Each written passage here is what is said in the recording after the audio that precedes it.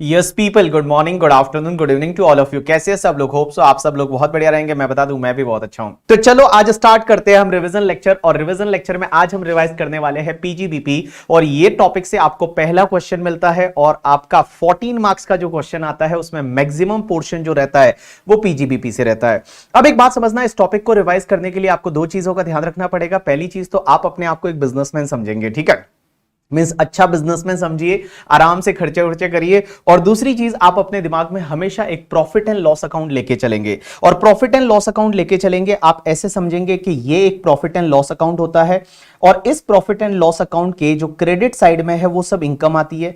और इनकम कौन कौन सी लेते हैं? जो हम सेक्शन 28 से लेके 41, सेक्शन 28 एंड 41 इन दो सेक्शंस पे इनकम के बारे में दे रखा है, वो इनकम क्रेडिट साइड में आती है। और एक्सपेंडिचर कौन से डेबिट साइड में आते हैं? तो एक्सपेंडिचर अलाउ होते हैं जो सेक्शन आपके 30 से लेके और 37 में दे रखे हैं। तो जो सेक्शन 30 से 37 में एक्सपेंडिचर दे रखे हैं वो अलाउ होते हैं। उसके बाद में लास्ट में जो बचता है उसको मैं नेट प्रॉफिट बोलूंगा और इसी नेट प्रॉफिट को हम बोलते हैं पीजीबीपी का इनकम। ये जो नेट प्रॉफिट है, इसी नेट प्रॉफिट को हम बोलते हैं पीजीबीपी का इनकम। और इस पीजीबीपी की इनकम पे आपको टैक्स भरना पड़ता है। तो चलो स्टार्ट करते हैं एक एक सेक्शन। सबसे पहले इनकम की सेक्शन, और सेक्शन 28 है वो चार्जिंग सेक्शन है। क्वेश्चन ये आता है कि बिजनेस में कौन कौन सी इनकम आती है। तो सबसे पहले एनी प्रॉफिट और gain arising from the business and profession carried on by assessee at any time during the previous year. Means previous year में कभी भी आप बिजनेस या प्रोफेशन एक्टिविटी करते हो उससे जो भी इनकम रहेगी वो पीजीबीपी हेड में आएगी। एक नॉर्मल क्लॉज हो गया। अब एक बात समझना, अगर आप एक्सपोर्ट करते हो और एक्सपोर्ट के अगेंस्ट में आपको ड्यूटी ड्रॉबैक मिल जाती है, वो भी पीजीबीपी हेड में टैक्सेबल होती है। या फिर आपको जब एक्सपोर्ट करते हो तो आपको एक इंपोर्ट एंटाइटलमेंट लाइसेंस मिलता है। और वो इंपोर्ट एंटाइटलमेंट लाइसेंस अगर आपको मिलता है, आपने उस इंपोर्ट एंटाइटलमेंट लाइसेंस को किसी को सेल कर दिया, उसको सेल करने से जो इनकम होती है that is also taxable under the head PGBP. And अगर आप एक्सपोर्ट करते हो, एक्सपोर्ट के अगेंस्ट में गवर्नमेंट से आपको कैश कंपनसेटरी सपोर्ट मिलता है, जैसे जिसको हम सब्सिडी बोल सकते हैं, वो सब्सिडी भी आपके बिजनेस साइड में टैक्सेबल हो जाती है करके, ठीक है। तो देखो मैंने क्या बोला, एक्सपोर्ट के अगेंस्ट में ड्यूटी ड्रॉबैक मिला या फिर इंपोर्ट एंटाइटलमेंट लाइसेंस मिला था, उसको आपने सेल कर दिया, या आपको कैश कंपनसेटरी सपोर्ट मिला, that is taxable under the head PGBP. अब एक चीज समझना, अगर आपका कीमैन इंश्योरेंस पॉलिसी में कोई भी पैसा मिलता है, तो मैंने आपको बताया था कीमैन इंश्योरेंस पॉलिसी का जो भी मैच्योरिटी अमाउंट रहता है दैट इज द टैक्सेबल। लेकिन वो किसके हाथ में टैक्सेबल होता है? अगर उसमें से जो पैसा मिला कीमैन इंश्योरेंस पॉलिसी से वो अगर एम्प्लॉयर को मिलता है then it is taxable under the head business, PGBP में टैक्सेबल होगा। अगर एम्प्लॉय को मिलता है तो वो परक्यूजिट माना जाता है, सैलरी हेड में टैक्सेबल होता है। बट अगर मान लो एम्प्लॉय एम्प्लॉयर रिलेशनशिप नहीं है, जैसे डायरेक्टर वगैरह को पैसा मिलता है, तो वो income from other sources that is IFOS में टैक्सेबल होता है। तो देखिए, कीमैन इंश्योरेंस पॉलिसी से जो भी पैसा मिलेगा वो टैक्सेबल होगा। एम्प्लॉयर को मिला बिजनेस हेड में जाएगा, एम्प्लॉय को मिला सैलरी हेड में जाएगा, और अगर एम्प्लॉय एम्प्लॉयर रिलेशनशिप नहीं है और अगर मिला तो वो इनकम फ्रॉम अदर सोर्सेज में जाएगा।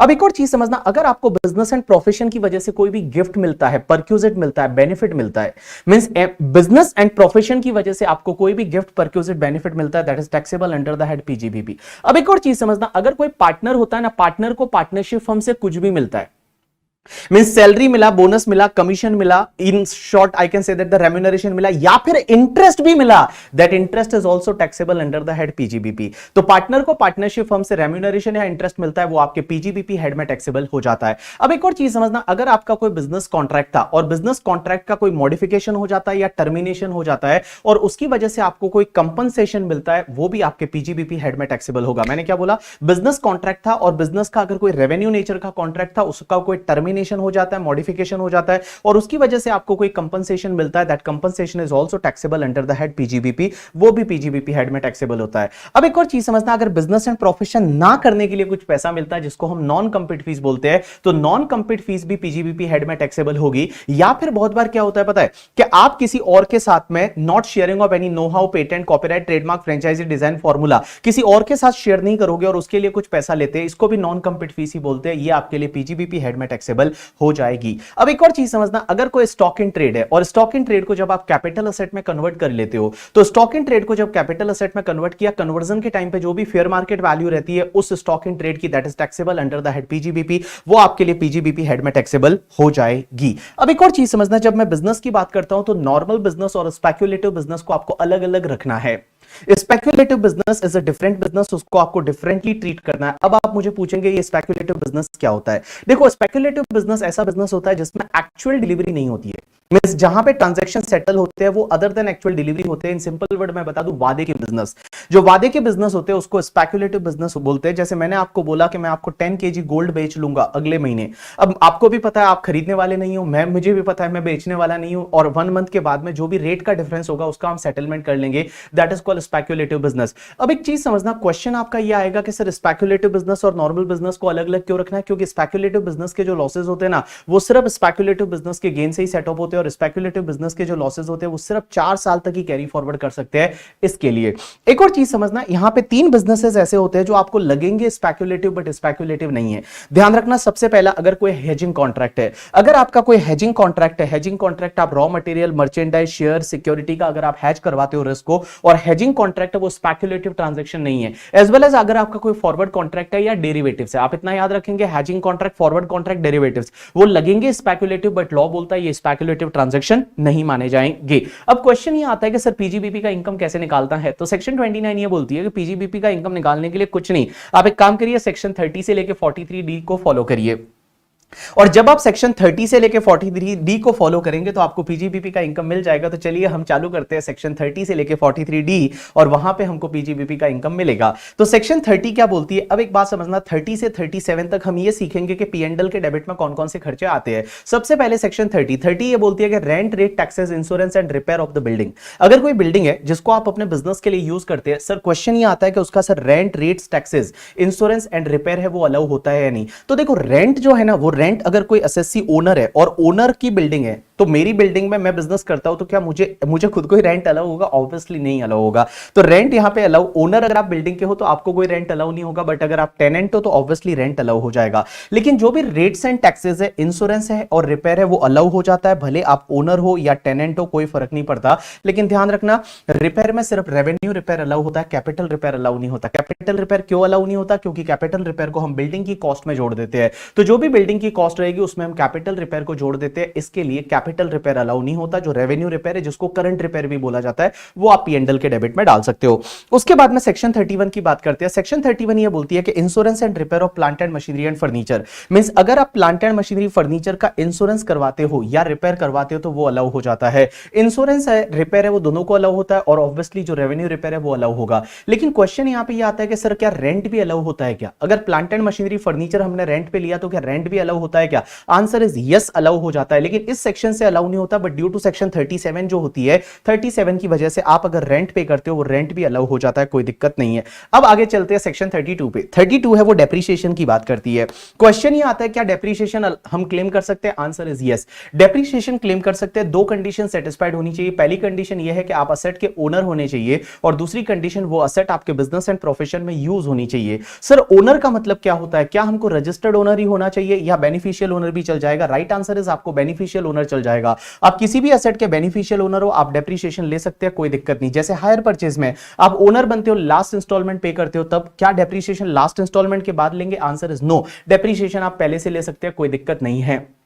अब एक और चीज समझना, लीज के केस में क्या होता है? क्वेश्चन ये आता है लीज के केस में डेप्रीशिएशन कौन लेगा? आपने शायद अकाउंट्स में ऐसा पढ़ा होगा कि ऑपरेटिंग लीज के केस में लेसर लेता है, फाइनेंसिंग लीज के केस में लेसी लेता है, बट मैं बता दूं अकाउंट को भूल जाओ। यहां पे इनकम टैक्स में हमेशा ध्यान रखना, डेप्रीशिएशन है वो हमेशा लेसर लेता है, भले वो ऑपरेटिंग लीज है या फाइनेंसिंग लीज है, उससे कोई फर्क नहीं पड़ता। जो डेप्रीशिएशन है वो डेप्रीशिएशन हमेशा कौन लेता है? लेसर है, वो लेसर को डेप्रीशिएशन अलाउ होता है। अब एक और चीज समझना, असेट आपकी बिजनेस एंड प्रोफेशन में यूज होनी चाहिए। सर यूज का मतलब क्या होता है? यहां पे यूज का मतलब एक्टिव यूज या passive use? Right answer is दोनों। अगर एक्टिव यूज है तो भी अलाउ है डेप्रीशिएशन, अगर पैसिव यूज है तो भी अलाउ हो जाएगा। ये पैसिव यूज क्या होता है कि asset is for the your intention is to use, but आप किसी कारण से यूज नहीं कर पा रहे, जैसे फॉर एन एग्जांपल कोविड का पीरियड चल रहा है, 4-5 महीने आपने यूज नहीं की, तो that is called passive use, और उस केस में भी आपको डेप्रीशिएशन मिल जाएगा। या फिर मान लो किसी भी आपने एक जनरेटर लाके रखा हुआ है, लाइट गई नहीं पूरे साल, तो वो पैसिव यूज है, और जनरेटर पे आप डेप्रीशिएशन ले सकते हैं, कोई दिक्कत नहीं है करके, ठीक है। अब क्वेश्चन यहां पे ये आता है कि डेप्रीशिएशन लेना क्या मैंडेटरी है optional? Right answer is mandatory है। डेप्रीशिएशन आपको लेना ही पड़ेगा, जिससे क्या होगा कि भैया डेप्रीशिएशन लेना मैंडेटरी है, लॉ में क्लियरली लिखा हुआ डेप्रीशिएशन लेना आपको मैंडेटरी है। उसके बाद में सर डेप्रीशिएबल असेट कौन कौन से टाइप की होती है? तो मैं बता दूं यहां पे 4 क्लास की असेट होती है। डेप्रीशिएबल असेट मींस 4 क्लास की असेट होती है जिस पे आप डेप्रीशिएशन ले सकते हैं। एक तो तुम्हारा बिल्डिंग है, furniture, plant and machinery and intangible asset. क्या बोला मैंने? Building, furniture, plant and machinery and intangible asset. Sir building में क्या क्या आता है? तो मैं बता दूं, जिसको देख के आपको आपको लगता है बिल्डिंग है वो बिल्डिंग है, लेकिन ध्यान रखना जो भी आपके लाइक क्या बोलते हैं जो रोड वगैरह होती है, जो टेंपल्स वगैरह होते हैं, मॉस्क वगैरह होते हैं, जो फैक्ट्री में अगर टेंपल है तो वो भी तुम्हारी बिल्डिंग में आ जाएगा। फर्नीचर में जो भी तुम्हारी इलेक्ट्रिसिटी फिटिंग्स होती है वो फर्नीचर में आ जाएगी। उसके बाद प्लांट एंड मशीनरी में क्या क्या आता है, तो देखो प्लांट एंड मशीनरी में जैसे कंप्यूटर है, बाइक है, कार है, ये सब प्लांट एंड मशीनरी में आ जाता है। लेकिन ध्यान रखना प्लांट एंड मशीनरी में आपकी बुक्स भी आती है, जो बुक्स होती है वो books specifically plant and machinery में आती है, एज वेल एज जो तुम्हारे सर्जिकल इक्विपमेंट्स होते हैं डॉक्टर के पास में वो भी प्लांट एंड मशीनरी में आते हैं। लेकिन प्लांट एंड मशीनरी में क्या क्या नहीं आता, एक तो ध्यान रखना एनिमल्स है वो प्लांट एंड मशीनरी में नहीं आते, एज वेल एज एक टी बुशेस होते हैं जिसपे वो टीज की पत्तियां निकलती है, वो टी बुशेस है वो कोई प्लांट एंड मशीनरी में नहीं आएंगे, उस पर डेप्रिसिएशन नहीं मिलेगा। उसके बाद इंटेंजिबल असेट में क्या आता है, तो इंटेंजिबल असेट्स में आपका patent, copyright, trademark, franchisee, design, formula, ये सब इंटेंजिबल असेट में आते हैं। लेकिन एक चीज ध्यान रखना, इस बार से अमेंडमेंट हुआ, इंटेंजिबल असेट में गुडविल नहीं आएगा।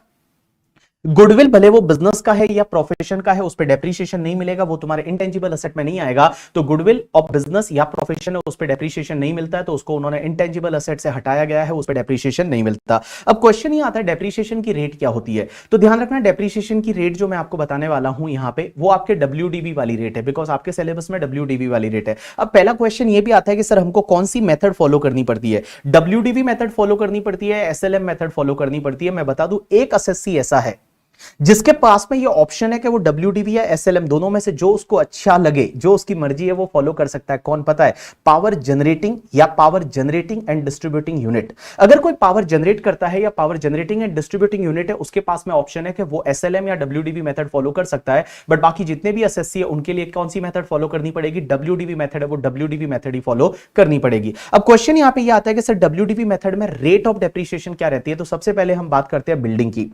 बिल्डिंग के केस में देखो रेसिडेंशियल बिल्डिंग होती है उसमें 5% की रेट से डेप्रिसिएशन मिलता है, अदर बिल्डिंग के केस में 10% की रेट से। लेकिन जो भी तुम्हारी टेंपररी बिल्डिंग होती है जिसको वुडन स्ट्रक्चर वगैरह बोलते हैं, वहां पे 40% की रेट से डेप्रिसिएशन मिलता है। तो मैंने क्या बोला, रेसिडेंशियल बिल्डिंग पे 5%, अदर बिल्डिंग पे 10%, टेंपररी बिल्डिंग पे 40%। जो फर्नीचर होता है उस पे 10% की रेट से, इंटेंजिबल असेट पे 25% की रेट से डेप्रिसिएशन मिलता है। प्लांट एंड मशीनरी में ध्यान रखना, प्लांट एंड मशीनरी में मोटर व्हीकल, जो नॉर्मली आपके बिजनेस में मोटर व्हीकल यूज होते हैं, जैसे मान लो मेरे बिजनेस में मैं कार यूज करता हूं, that is called motor vehicle, उस पे 15% की रेट से डेप्रिसिएशन मिलेगा। लेकिन अगर मेरा हायरिंग बिजनेस है, जैसे नीता की ट्रेवल्स की जो बसें होती है या फिर जो ट्रक वगैरह होते हैं जो हायरिंग बिजनेस में यूज होते हैं, उस पे 30% डेप्रिसिएशन मिलेगा। लेकिन यहां पे 1-2 साल पहले अमेंडमेंट हुआ और ये अमेंडमेंट ये बोलता है कि अगर आपने कोई भी मोटर व्हीकल है वो एक्वायर किया, मींस परचेज किया एंड पुट टू यूज किया बिटवीन 23 अगस्त 2019 से लेके 31 मार्च 2020 के बीच में, मैंने क्या बोला, 23 अगस्त 2019 से लेके और 31 मार्च 2020 के बीच में acquired and put to use किया, तो उस पे आपको 15% की जगह 30% हो जाएगा और आपका 30% की जगह 45% डेप्रिसिएशन हो जाएगा। तो मैंने क्या बोला, all people just pay attention. देखो मोटर व्हीकल के केस में नॉर्मली 15%, हायरिंग बिजनेस के लिए यूज होता है तो 30%। लेकिन अगर आपने वो motor vehicle acquired and put to use किया 23 अगस्त 2019 से लेकर 31 मार्च 2020 के बीच में, तो उस केस में 15 की जगह आपका 30 हो जाएगा और 30 की जगह यहां पे 45 हो जाएगा। अब एक चीज समझना, जो मैंने आपको सेक्शन 115 बीएससी पढ़ाई थी फर्स्ट टॉपिक में, बीएससी में ऐसा लिखा हुआ था कि मैक्सिमम डेप्रिसिएशन आप 40% ले सकते हैं। तो अगर आप कोई एसएससी है वो 115 बीएससी लेता है और वो अगर ट्रांसपोर्टेशन बिजनेस में और उसने इस पर्टिकुलर ईयर में मोटर व्हीकल खरीदा है तो उस पर 40 ही मिलेगा, 45 नहीं मिलेगा। उसके बाद में जो शिप है वो शिप पानी में चलती है, उस पे 20% की रेट से मिलेगा। एयरक्राफ्ट हवा में उड़ता है, उस पे 40% की रेट से। जो भी कंप्यूटर लैपटॉप्स वगैरह रहेंगे उस पे 40% की रेट से डेप्रिसिएशन मिलेगा। जो बुक्स रहती है उस पे भी 40% की रेट से डेप्रिसिएशन मिलेगा और जो भी पॉल्यूशन कंट्रोल इक्विपमेंट होते हैं उस पे भी 40% की रेट से डेप्रिसिएशन मिलेगा। अब एक और चीज समझना, जो विंडमिल्स होती है, विंडमिल्स अगर 1/4/2014 से पहले इंस्टॉल हुई थी तो उस केस में 15%, बट 1/4/2014 या उसके बाद में इंस्टॉल हुई तो उस केस में 40% की रेट से आपको डेप्रिसिएशन मिल जाएगा। जो भी तुम्हारे ऑयल वेल्स होते हैं उस पे 15% की रेट से डेप्रिसिएशन मिलता है और अदर प्लांटेड मशीनरी जो होती है उस पे 15% की रेट से डेप्रिसिएशन मिलता है। अब क्वेश्चन यहां पे ये आता है कि सर मोबाइल फोन है या ईपीएबीएक्स, ईपीएबीएक्स क्या होता है, जो इंटरकॉम कॉलिंग सिस्टम होता है, क्या उसको कंप्यूटर मान के 40% की रेट से डेप्रिसिएशन लेंगे? Answer is no. उसको अपन अदर प्लांटेड मशीनरी मान के, और यहां पे है वो 15% की रेट से डेप्रिसिएशन लेंगे, 40% की रेट से डेप्रिसिएशन नहीं मिलेगा। उसके बाद में एक और चीज ध्यान रखना कि जो भी कंप्यूटर के पार्ट्स होते हैं, जैसे यूपीएस होता है, प्रिंटर होता है, उस पे क्या 40% की रेट से डेप्रिसिएशन मिलेगा? Answer is yes. उसको आप कंप्यूटर लैपटॉप में ही कंसीडर करेंगे और 40% की रेट से डेप्रिसिएशन ले लेंगे। अब एक और चीज समझना, यहां पे दो सिस्टम होते हैं डेप्रिसिएशन क्लेम करने के। एक होता है तुम्हारा इंडिविजुअल असेट सिस्टम और एक होता है ब्लॉक ऑफ असेट सिस्टम। अब आपको कौन सा फॉलो करना है, इंडिविजुअल असेट सिस्टम या ब्लॉक ऑफ असेट सिस्टम? तो हमेशा ध्यान रखना, अगर कोई एसएलएम मेथड फॉलो करता है, और एसएलएम मेथड कौन फॉलो कर सकता है? सिर्फ पावर जनरेटिंग और power generating and distributing unit, तो पावर वाली यूनिट होती है जो इलेक्ट्रिसिटी कंपनियां होती है, उनके पास में ऑप्शन होता है एसएलएम और डब्ल्यूडीवी का। तो अगर वो एसएलएम मेथड फॉलो करते हैं तो उनको इंडिविजुअल असेट सिस्टम फॉलो करना पड़ता है। इंडिविजुअल असेट सिस्टम क्या होता है? सेम जैसा आपने अकाउंट में सीखा हुआ है कि हर एक असेट का अलग अलग हिसाब रखते हैं, हर एक असेट के लिए अलग अलग हिसाब रखते हैं, अलग अलग कैलकुलेशन करते हैं, उसका प्रॉफिट एंड लॉस अलग अलग निकालते हैं, that is called your individual asset system. लेकिन अगर आप डब्ल्यूडीवी सिस्टम फॉलो करते हो, और मैं बता दूं इनकम टैक्स में 99.999% असेसी ऐसे होते हैं जिनको डब्ल्यूडीवी सिस्टम फॉलो करना पड़ता है। तो जब आप डब्ल्यूडीवी सिस्टम फॉलो करते हो तो आपको जब डब्ल्यूडीवी सिस्टम फॉलो करते हो तो आपको block of asset system follow करना पड़ता है। अब आप मुझे बोलेंगे ब्लॉक ऑफ असेट होता क्या है? तो ब्लॉक ऑफ असेट का मतलब क्या होता है कि आपको ग्रुप ऑफ असेट बनाना है, असेट्स का एक ग्रुप बनाना है जिसमें सेम रेट की असेट और सेम क्लास की असेट को एक साथ ले लीजिए। आप एक काम करिए, सेम रेट की असेट और सेम क्लास की असेट को एक साथ ले लीजिए, सेम रेट की असेट एंड सेम क्लास की असेट, सेम रेट की असेट एंड सेम क्लास की असेट को आप एक साथ में ले लीजिए, that is called your block of asset, और फिर आपका हिसाब है वो ब्लॉक ऑफ असेट वाइज रहेगा। अब क्वेश्चन ये आता है कि सर हमको डेप्रिसिएशन कैसे कैलकुलेट करना है ब्लॉक ऑफ असेट सिस्टम में? तो देखो, ब्लॉक ऑफ असेट सिस्टम में डेप्रिसिएशन कैलकुलेट करने के लिए सबसे पहले आप ले लीजिए opening WDV of the block. Block का ओपनिंग डब्ल्यूडीवी है वो ले लीजिए, उसमें आप ऐड क्या करेंगे? Actual cost of asset acquired during the previous year. Means इस प्रीवियस ईयर में जो भी आपने असेट एक्वायर किए, परचेज किया है, उसका एक्चुअल कॉस्ट आप ऐड कर लीजिए। लेकिन ध्यान रखना उसके एक्चुअल कॉस्ट को आपको 3 पार्ट में ऐड करना है। पहला, if asset acquired and put to use 180 days या उससे ज्यादा के लिए, मींस आपने इस साल में असेट एक्वायर किया और 180 डेज या उससे ज्यादा के लिए पुट टू यूज किए, या फिर आपने दूसरा आपको लिखना है asset acquired but not put to use, like 180 days से ज्यादा के लिए, 180 डेज या उससे ज्यादा के लिए नहीं है, सिंपल वर्ड में बोल दूं put to use less than 180 days. और तीसरा आपको ऐड करना है that is asset acquired but not put to use. एक बात समझना, अगर कोई भी असेट आपने इस साल एक्वायर की और उसको पुट टू यूज इस साल में किया ही नहीं, तो इस साल पे उस पे डेप्रिसिएशन नहीं मिलेगा, बट ब्लॉक ऑफ असेट में आपको उसको ऐड करना पड़ेगा। उसके बाद आप लेस कर दीजिए मनी रिसीवेबल। यहां मनी रिसीवेबल का मतलब होता है करके, ठीक है, मनी पेबल जिसको नॉर्मली बोलते हैं, लॉ में मनी पेबल बोला हुआ है बट आप मनी रिसीवेबल भी लिख सकते हैं। मनी रिसीवेबल का मतलब होता है कि जब भी आप किसी असेट को बेचते हैं, जब भी आपने किसी असेट को सेल किया, डिस्कार्ड किया, स्क्रैप वैल्यू वगैरह जितना पैसा आया वो आप लेस कर दीजिए। एज वेल एज अगर मान लो इस साल आपने कोई अंडरटेकिंग स्लम सेल में बेच दी थी, तो स्लम सेल में जो बेची थी, तो स्लम सेल में आपको पता है अपन नेटवर्थ कैलकुलेशन के लिए डब्ल्यूडीवी निकालते हैं उस अंडरटेकिंग का, तो नेटवर्थ कैलकुलेशन के लिए जो डब्ल्यूडीवी निकाली थी वो डब्ल्यूडीवी भी आप ब्लॉक में से लेस कर दीजिए। अगर जैसे हो सकता है आपके पास 4 यूनिट थी, 4 यूनिट में से आपने 1 यूनिट बेच दी, तो उसकी जो असेट है उसकी डब्ल्यूडीवी आप ब्लॉक से लेस कर दीजिए। उसके बाद में जो भी बचेगा ना उस पे आपको डेप्रिसिएशन मिलेगा, उसको बोला जाता है डब्ल्यूडीवी फॉर डेप्रिसिएशन। तो देखिए डब्ल्यूडीवी फॉर डेप्रिसिएशन हम कैसे निकालते हैं? सबसे पहले आप एक काम करिए, ओपनिंग डब्ल्यूडीवी ऑफ ब्लॉक लीजिए, उसमें आप ऐड करिए actual cost of asset acquired during the previous year, और उसमें क्या ऐड करना है? पुट टू यूज 180 डेज या मोर वाला, या फिर put to use less than 180 days, और तीसरा क्या लेना है? Acquired but not put to use. उसमें से जो भी आपका मनी पेबल है वो मनी पेबल को आप लेस कर दीजिए, एज वेल एज जो स्लम सेल में ट्रांसफर कर दी थी अंडरटेकिंग उसकी जो डब्ल्यूडीवी वो लेस कर दीजिए। बाकी जो बचेगा this is called your WDV for depreciation. अब एक चीज समझना, ये डब्ल्यूडीवी फॉर डेप्रिसिएशन होगा ना, इस पे आपको डेप्रिसिएशन मिलेगा। अब ये डब्ल्यूडीवी फॉर डेप्रिसिएशन को हम 3 पार्ट में डिवाइड करते हैं। एक तो अगर कोई असेट है वो आपने पुट टू यूज किया ही नहीं तो उस पे डेप्रिसिएशन आपको मिलेगा ही नहीं। दूसरा, अगर कोई असेट है वो आपने एक्वायर्ड किया और पुट टू यूज किया है less than 180 days, put to use less than 180 days है, तो उस पे आपको हाफ रेट से डेप्रिसिएशन मिलेगा। हाफ रेट का मतलब क्या होता है? जैसे 15% का रेट है तो उसकी जगह आपका 7.5% हो जाएगा, अगर 40% का रेट है तो उसकी जगह 20% का रेट हो जाएगा, और जो बैलेंस वाला बचेगा उस पे आपको फुल रेट से डेप्रिसिएशन मिलेगा। लेकिन क्वेश्चन ये आता है कि सर ये कौन सी डेट होती है जिस दिन हम पुट टू यूज करते हैं तो हाफ रेट से मिलता है, और उससे पहले पुट टू यूज किया तो फुल रेट से मिलता है? आप ध्यान रखना, अगर आपने 4 अक्टूबर या उसके बाद में पुट टू यूज किया, 4 अक्टूबर या उसके बाद में पुट टू यूज किया तो आपको हाफ रेट से डेप्रिसिएशन मिलेगा, लेकिन 3 अक्टूबर या उससे पहले पुट टू यूज किया तो आपको फुल रेट से डेप्रिसिएशन मिलेगा। तो ये डेट आप दिमाग में डाल के रख लीजिए, 4 अक्टूबर या उसके बाद में पुट टू यूज किया तो आपको हाफ रेट से डेप्रिसिएशन मिलेगा, और 3 अक्टूबर या उससे पहले पुट टू यूज किया तो आपको फुल रेट से डेप्रिसिएशन मिलेगा। अब यहां पे एक और चीज समझना कि भैया यहां पे मैंने आपको क्या बोला कि जिस ईयर में ये असेट एक्वायर करते हो और put to use less than 180 days है तो उस केस में आपको हाफ रेट से डेप्रिसिएशन मिलेगा। मैं बता दूं ये हाफ रेट वाला जो फंडा है ना, ये सिर्फ उसी ईयर के लिए लगेगा जिस ईयर में आपने असेट एक्वायर किया है। जैसे मान लो असेट आपने परचेज तो इस साल में किया, पुट टू यूज आप अगले साल कर रहे हो और अगले साल लेस देन 180 डेज है, तो क्या अगले साल हाफ रेट से डेप्रिसिएशन मिलेगा? ना बाबा ना, अगले साल आपको फुल रेट से डेप्रिसिएशन मिल जाएगा। तो अगर आपने असेट एक्वायर किया और पुट टू यूज किया है less than 180 days in the next year, आपको फुल रेट से अगले साल डेप्रिसिएशन मिल जाएगा, कोई दिक्कत नहीं है। उसके बाद में सर अगर मान लो हम ब्लॉक की असेट सेल कर देते हैं तो क्या उसमें कैपिटल गेन होगा या नहीं? तो देखो समझने की कोशिश करना है, बड़ा इंटरेस्टिंग सेक्शन आती है section 50।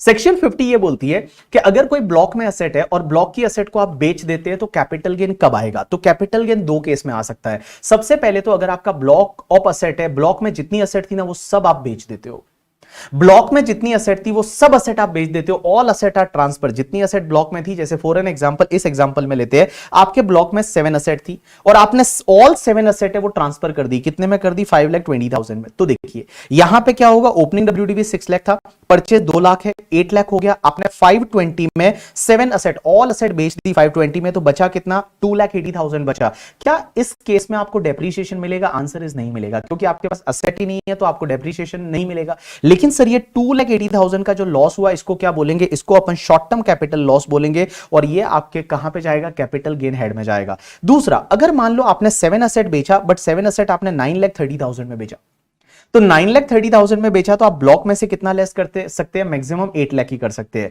Because block can be nil but never be negative. Block nil हो सकता है बट कभी भी नेगेटिव नहीं हो सकता। तो इस केस में 8 लाख आप लेस कर दीजिए, यहां पे 1,30,000 का प्रॉफिट हुआ। ये प्रॉफिट आपका शॉर्ट टर्म कैपिटल गेन होगा और इसको आप कैपिटल गेन हेड में ले जाएंगे। तो मैं सिंपल वर्ड में आपको ये बता दूं कि ब्लॉक में जितनी असेट है, अगर आप सब असेट ट्रांसफर कर देते हैं, मींस ऑल असेट अगर आप ट्रांसफर कर देते हैं, तो उस केस में आपको क्या होगा? या तो शॉर्ट टर्म कैपिटल गेन होगा या शॉर्ट टर्म कैपिटल लॉस होगा। अगर आपका selling price opening WDV plus purchase से ज्यादा है तो यहां पे शॉर्ट टर्म कैपिटल गेन होगा, और अगर आपका selling price opening WDV plus purchase से कम है तो आपको शॉर्ट टर्म कैपिटल लॉस होगा। यहां कभी भी डेप्रिसिएशन नहीं मिलेगा। अब एक और चीज समझना, अगर आप कोई पार्ट ब्लॉक ट्रांसफर करते हैं, पार्ट ब्लॉक का मतलब होता है कि कुछ असेट आप अगर ट्रांसफर करते हैं, तो क्या कैपिटल गेन हो सकता है? क्या एक केस में हो सकता है। आपने अगर पार्ट ब्लॉक मींस कुछ असेट ट्रांसफर की, लेकिन उसका सेलिंग प्राइस है वो ओपनिंग डब्ल्यूडीवी प्लस परचेज से ज्यादा हो जाए, मींस आपके ब्लॉक में जो ओपनिंग डब्ल्यूडीवी प्लस परचेज है उससे ज्यादा अगर आपका सेलिंग प्राइस होता है, तो उस केस में जितना भी एक्सेस है वो तुम्हारा शॉर्ट टर्म कैपिटल गेन है वो माना जाएगा। जैसे यहां पे आप देखिए,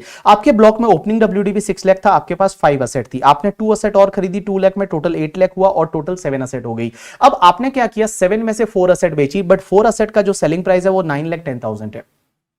जो आपने 4 असेट बेची उसका सेलिंग प्राइस है वो 9,10,000 है। तो एक बात बताइए, यहां पे आप मैक्सिमम कितना लेस कर सकते हैं? 8 लाख कर सकते हैं, because block can be nil but never be negative. यहां पे आपका 1,10,000 का जो प्रॉफिट हुआ वो सीधा कहां जाएगा? शॉर्ट टर्म कैपिटल गेन बनेगा और वो कैपिटल गेन हेड में जाएगा। अब यहां पे एक चीज समझना, यहां पे आपके पास असेट पड़ी है बट आपको डेप्रिसिएशन नहीं मिलेगा क्योंकि आपके पास डब्ल्यूडीवी ही नहीं है। अब एक और चीज समझना, सर फ्यूचर में जाके अगर इन असेट को बेचेंगे तो क्या होगा? फ्यूचर में जब भी आप असेट को बेचोगे, जितने में बेचोगे वो 3 असेट को, सीधा शॉर्ट टर्म कैपिटल गेन हो जाएगा, क्योंकि आपकी कॉस्ट है वो ऑलरेडी एग्जॉस्ट हो चुकी है। अब एक बात समझना, लास्ट पार्ट में क्या होता है कि आपके पास 8 लाख का डब्ल्यूडीवी है और 7 असेट है, आपने 4 असेट बेची 6,20,000 में, तो यहां पे आपके पास डब्ल्यूडीवी भी है, यहां पे आपके पास असेट भी है, तो इस केस में आपको कैपिटल गेन नहीं होगा, इस केस में नॉर्मली आपको डेप्रिसिएशन है वो मिलेगा। तो मैं इन सिंपल वर्ड आपको बताऊं, देखो जब भी ब्लॉक की असेट होती है उसमें आपको कैपिटल गेन 2 ही केस में हो सकता है। कब? या तो पूरा ब्लॉक ही खत्म हो जाए, अगर पूरा ब्लॉक है वो सीज टू एग्जिस्ट हो जाता है, खत्म हो जाता है, तो उस केस में आपको कैपिटल गेन होगा। और अगर आपका selling price opening WDV plus purchase से ज्यादा है तो short term capital gain, otherwise आपका शॉर्ट टर्म कैपिटल लॉस। अगर आप कुछ एसेट बेचते हैं तो आपको कैपिटल गेन एक ही केस में हो सकता है, जब सेलिंग प्राइस है वो अगर ओपनिंग डब्ल्यूडीवी प्लस परचेज से ज्यादा हो जाए तो आपको कैपिटल गेन हो सकता है, अदरवाइज आप नॉर्मली डेप्रिसिएशन कैलकुलेट करेंगे, जैसा कि मैंने इस लास्ट वाले पार्ट में बताया है। अब एक कंसेप्ट आता है एडिशनल डेप्रिसिएशन। एडिशनल डेप्रिसिएशन का मतलब होता है एक्स्ट्रा डेप्रिसिएशन करके, ठीक है। अब क्वेश्चन ये आता है कि ये एडिशनल डेप्रिसिएशन क्या हर किसी को मिलता है? आंसर इज नो, हर किसी को नहीं मिलता। यहां प्यार जिंदगी में वैसे एडिशनल डेप्रिसिएशन हर किसी को नहीं मिलता। एडिशनल डेप्रिसिएशन 4 लोगों को मिलता है। किसको? या तो अगर कोई एसएससी मैन्युफैक्चरिंग बिजनेस में है, या पावर जनरेटिंग बिजनेस में है, या पावर ट्रांसमिशन बिजनेस में है, या पावर डिस्ट्रीब्यूशन बिजनेस में। तो मैंने क्या बोला? 4 लोगों को मिलता है, या तो manufacturing business, power generating business, power transmission business, power distribution business वाले हैं, उन्हीं को एडिशनल डेप्रिसिएशन मिलता है। एडिशनल डेप्रिसिएशन क्या हर असेट पे मिलता है? आंसर इज ना बाबा ना, सिर्फ प्लांट एंड मशीनरी पे मिलता है।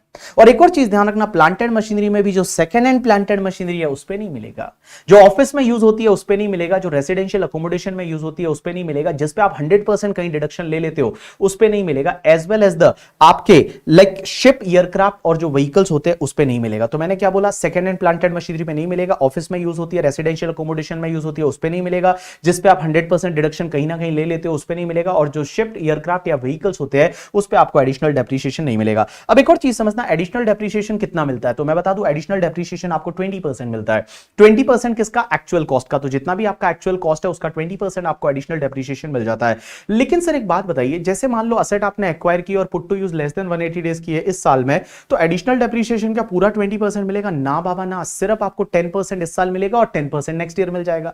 तो क्वेश्चन ही आता है क्या नेक्स्ट ईयर 10% मिल जाएगा? एब्सोल्युटली यस, 10% आप इस साल ले लीजिए और 10% आप अगले साल ले लीजिए, कोई प्रॉब्लम नहीं है। अब एक और चीज समझना, जो फोकलिफ्ट ट्रक होता है, फोकलिफ्ट ट्रक का मतलब क्या होता है? आपने देखा होगा फैक्ट्री में बहुत बार ऐसा एक ट्रक होता है जो सामान को इधर इधर करता है, ठीक है, वो व्हीकल्स में नहीं आता है, वो नॉर्मल प्लांट एंड मशीनरी में आता है, उस पर एडिशनल डेप्रिसिएशन आप ले सकते हैं। एक और चीज समझना, जो प्रिंटिंग का बिजनेस होता है, जो प्रिंटिंग एंड पब्लिशिंग का बिजनेस होता है, वो बिजनेस मैन्युफैक्चरिंग बिजनेस माना जाता है और उसमें जो मशीनरी यूज होती है उस पर आप एडिशनल डेप्रिसिएशन ले सकते हैं। अब एक और चीज समझना, एडिशनल डेप्रिसिएशन है वो सिर्फ वही लोग ले सकते हैं जो डब्ल्यूडीवी मेथड फॉलो करते हैं। जो एसएलएम मेथड फॉलो करते हैं उनको एडिशनल डेप्रिसिएशन नहीं मिलता, सिर्फ डब्ल्यूडीवी मेथड फॉलो करते हैं उन्हीं को एडिशनल डेप्रिसिएशन मिलता है। अब क्वेश्चन ही आता है सर किसी भी एसेट की एक्चुअल कॉस्ट क्या ले?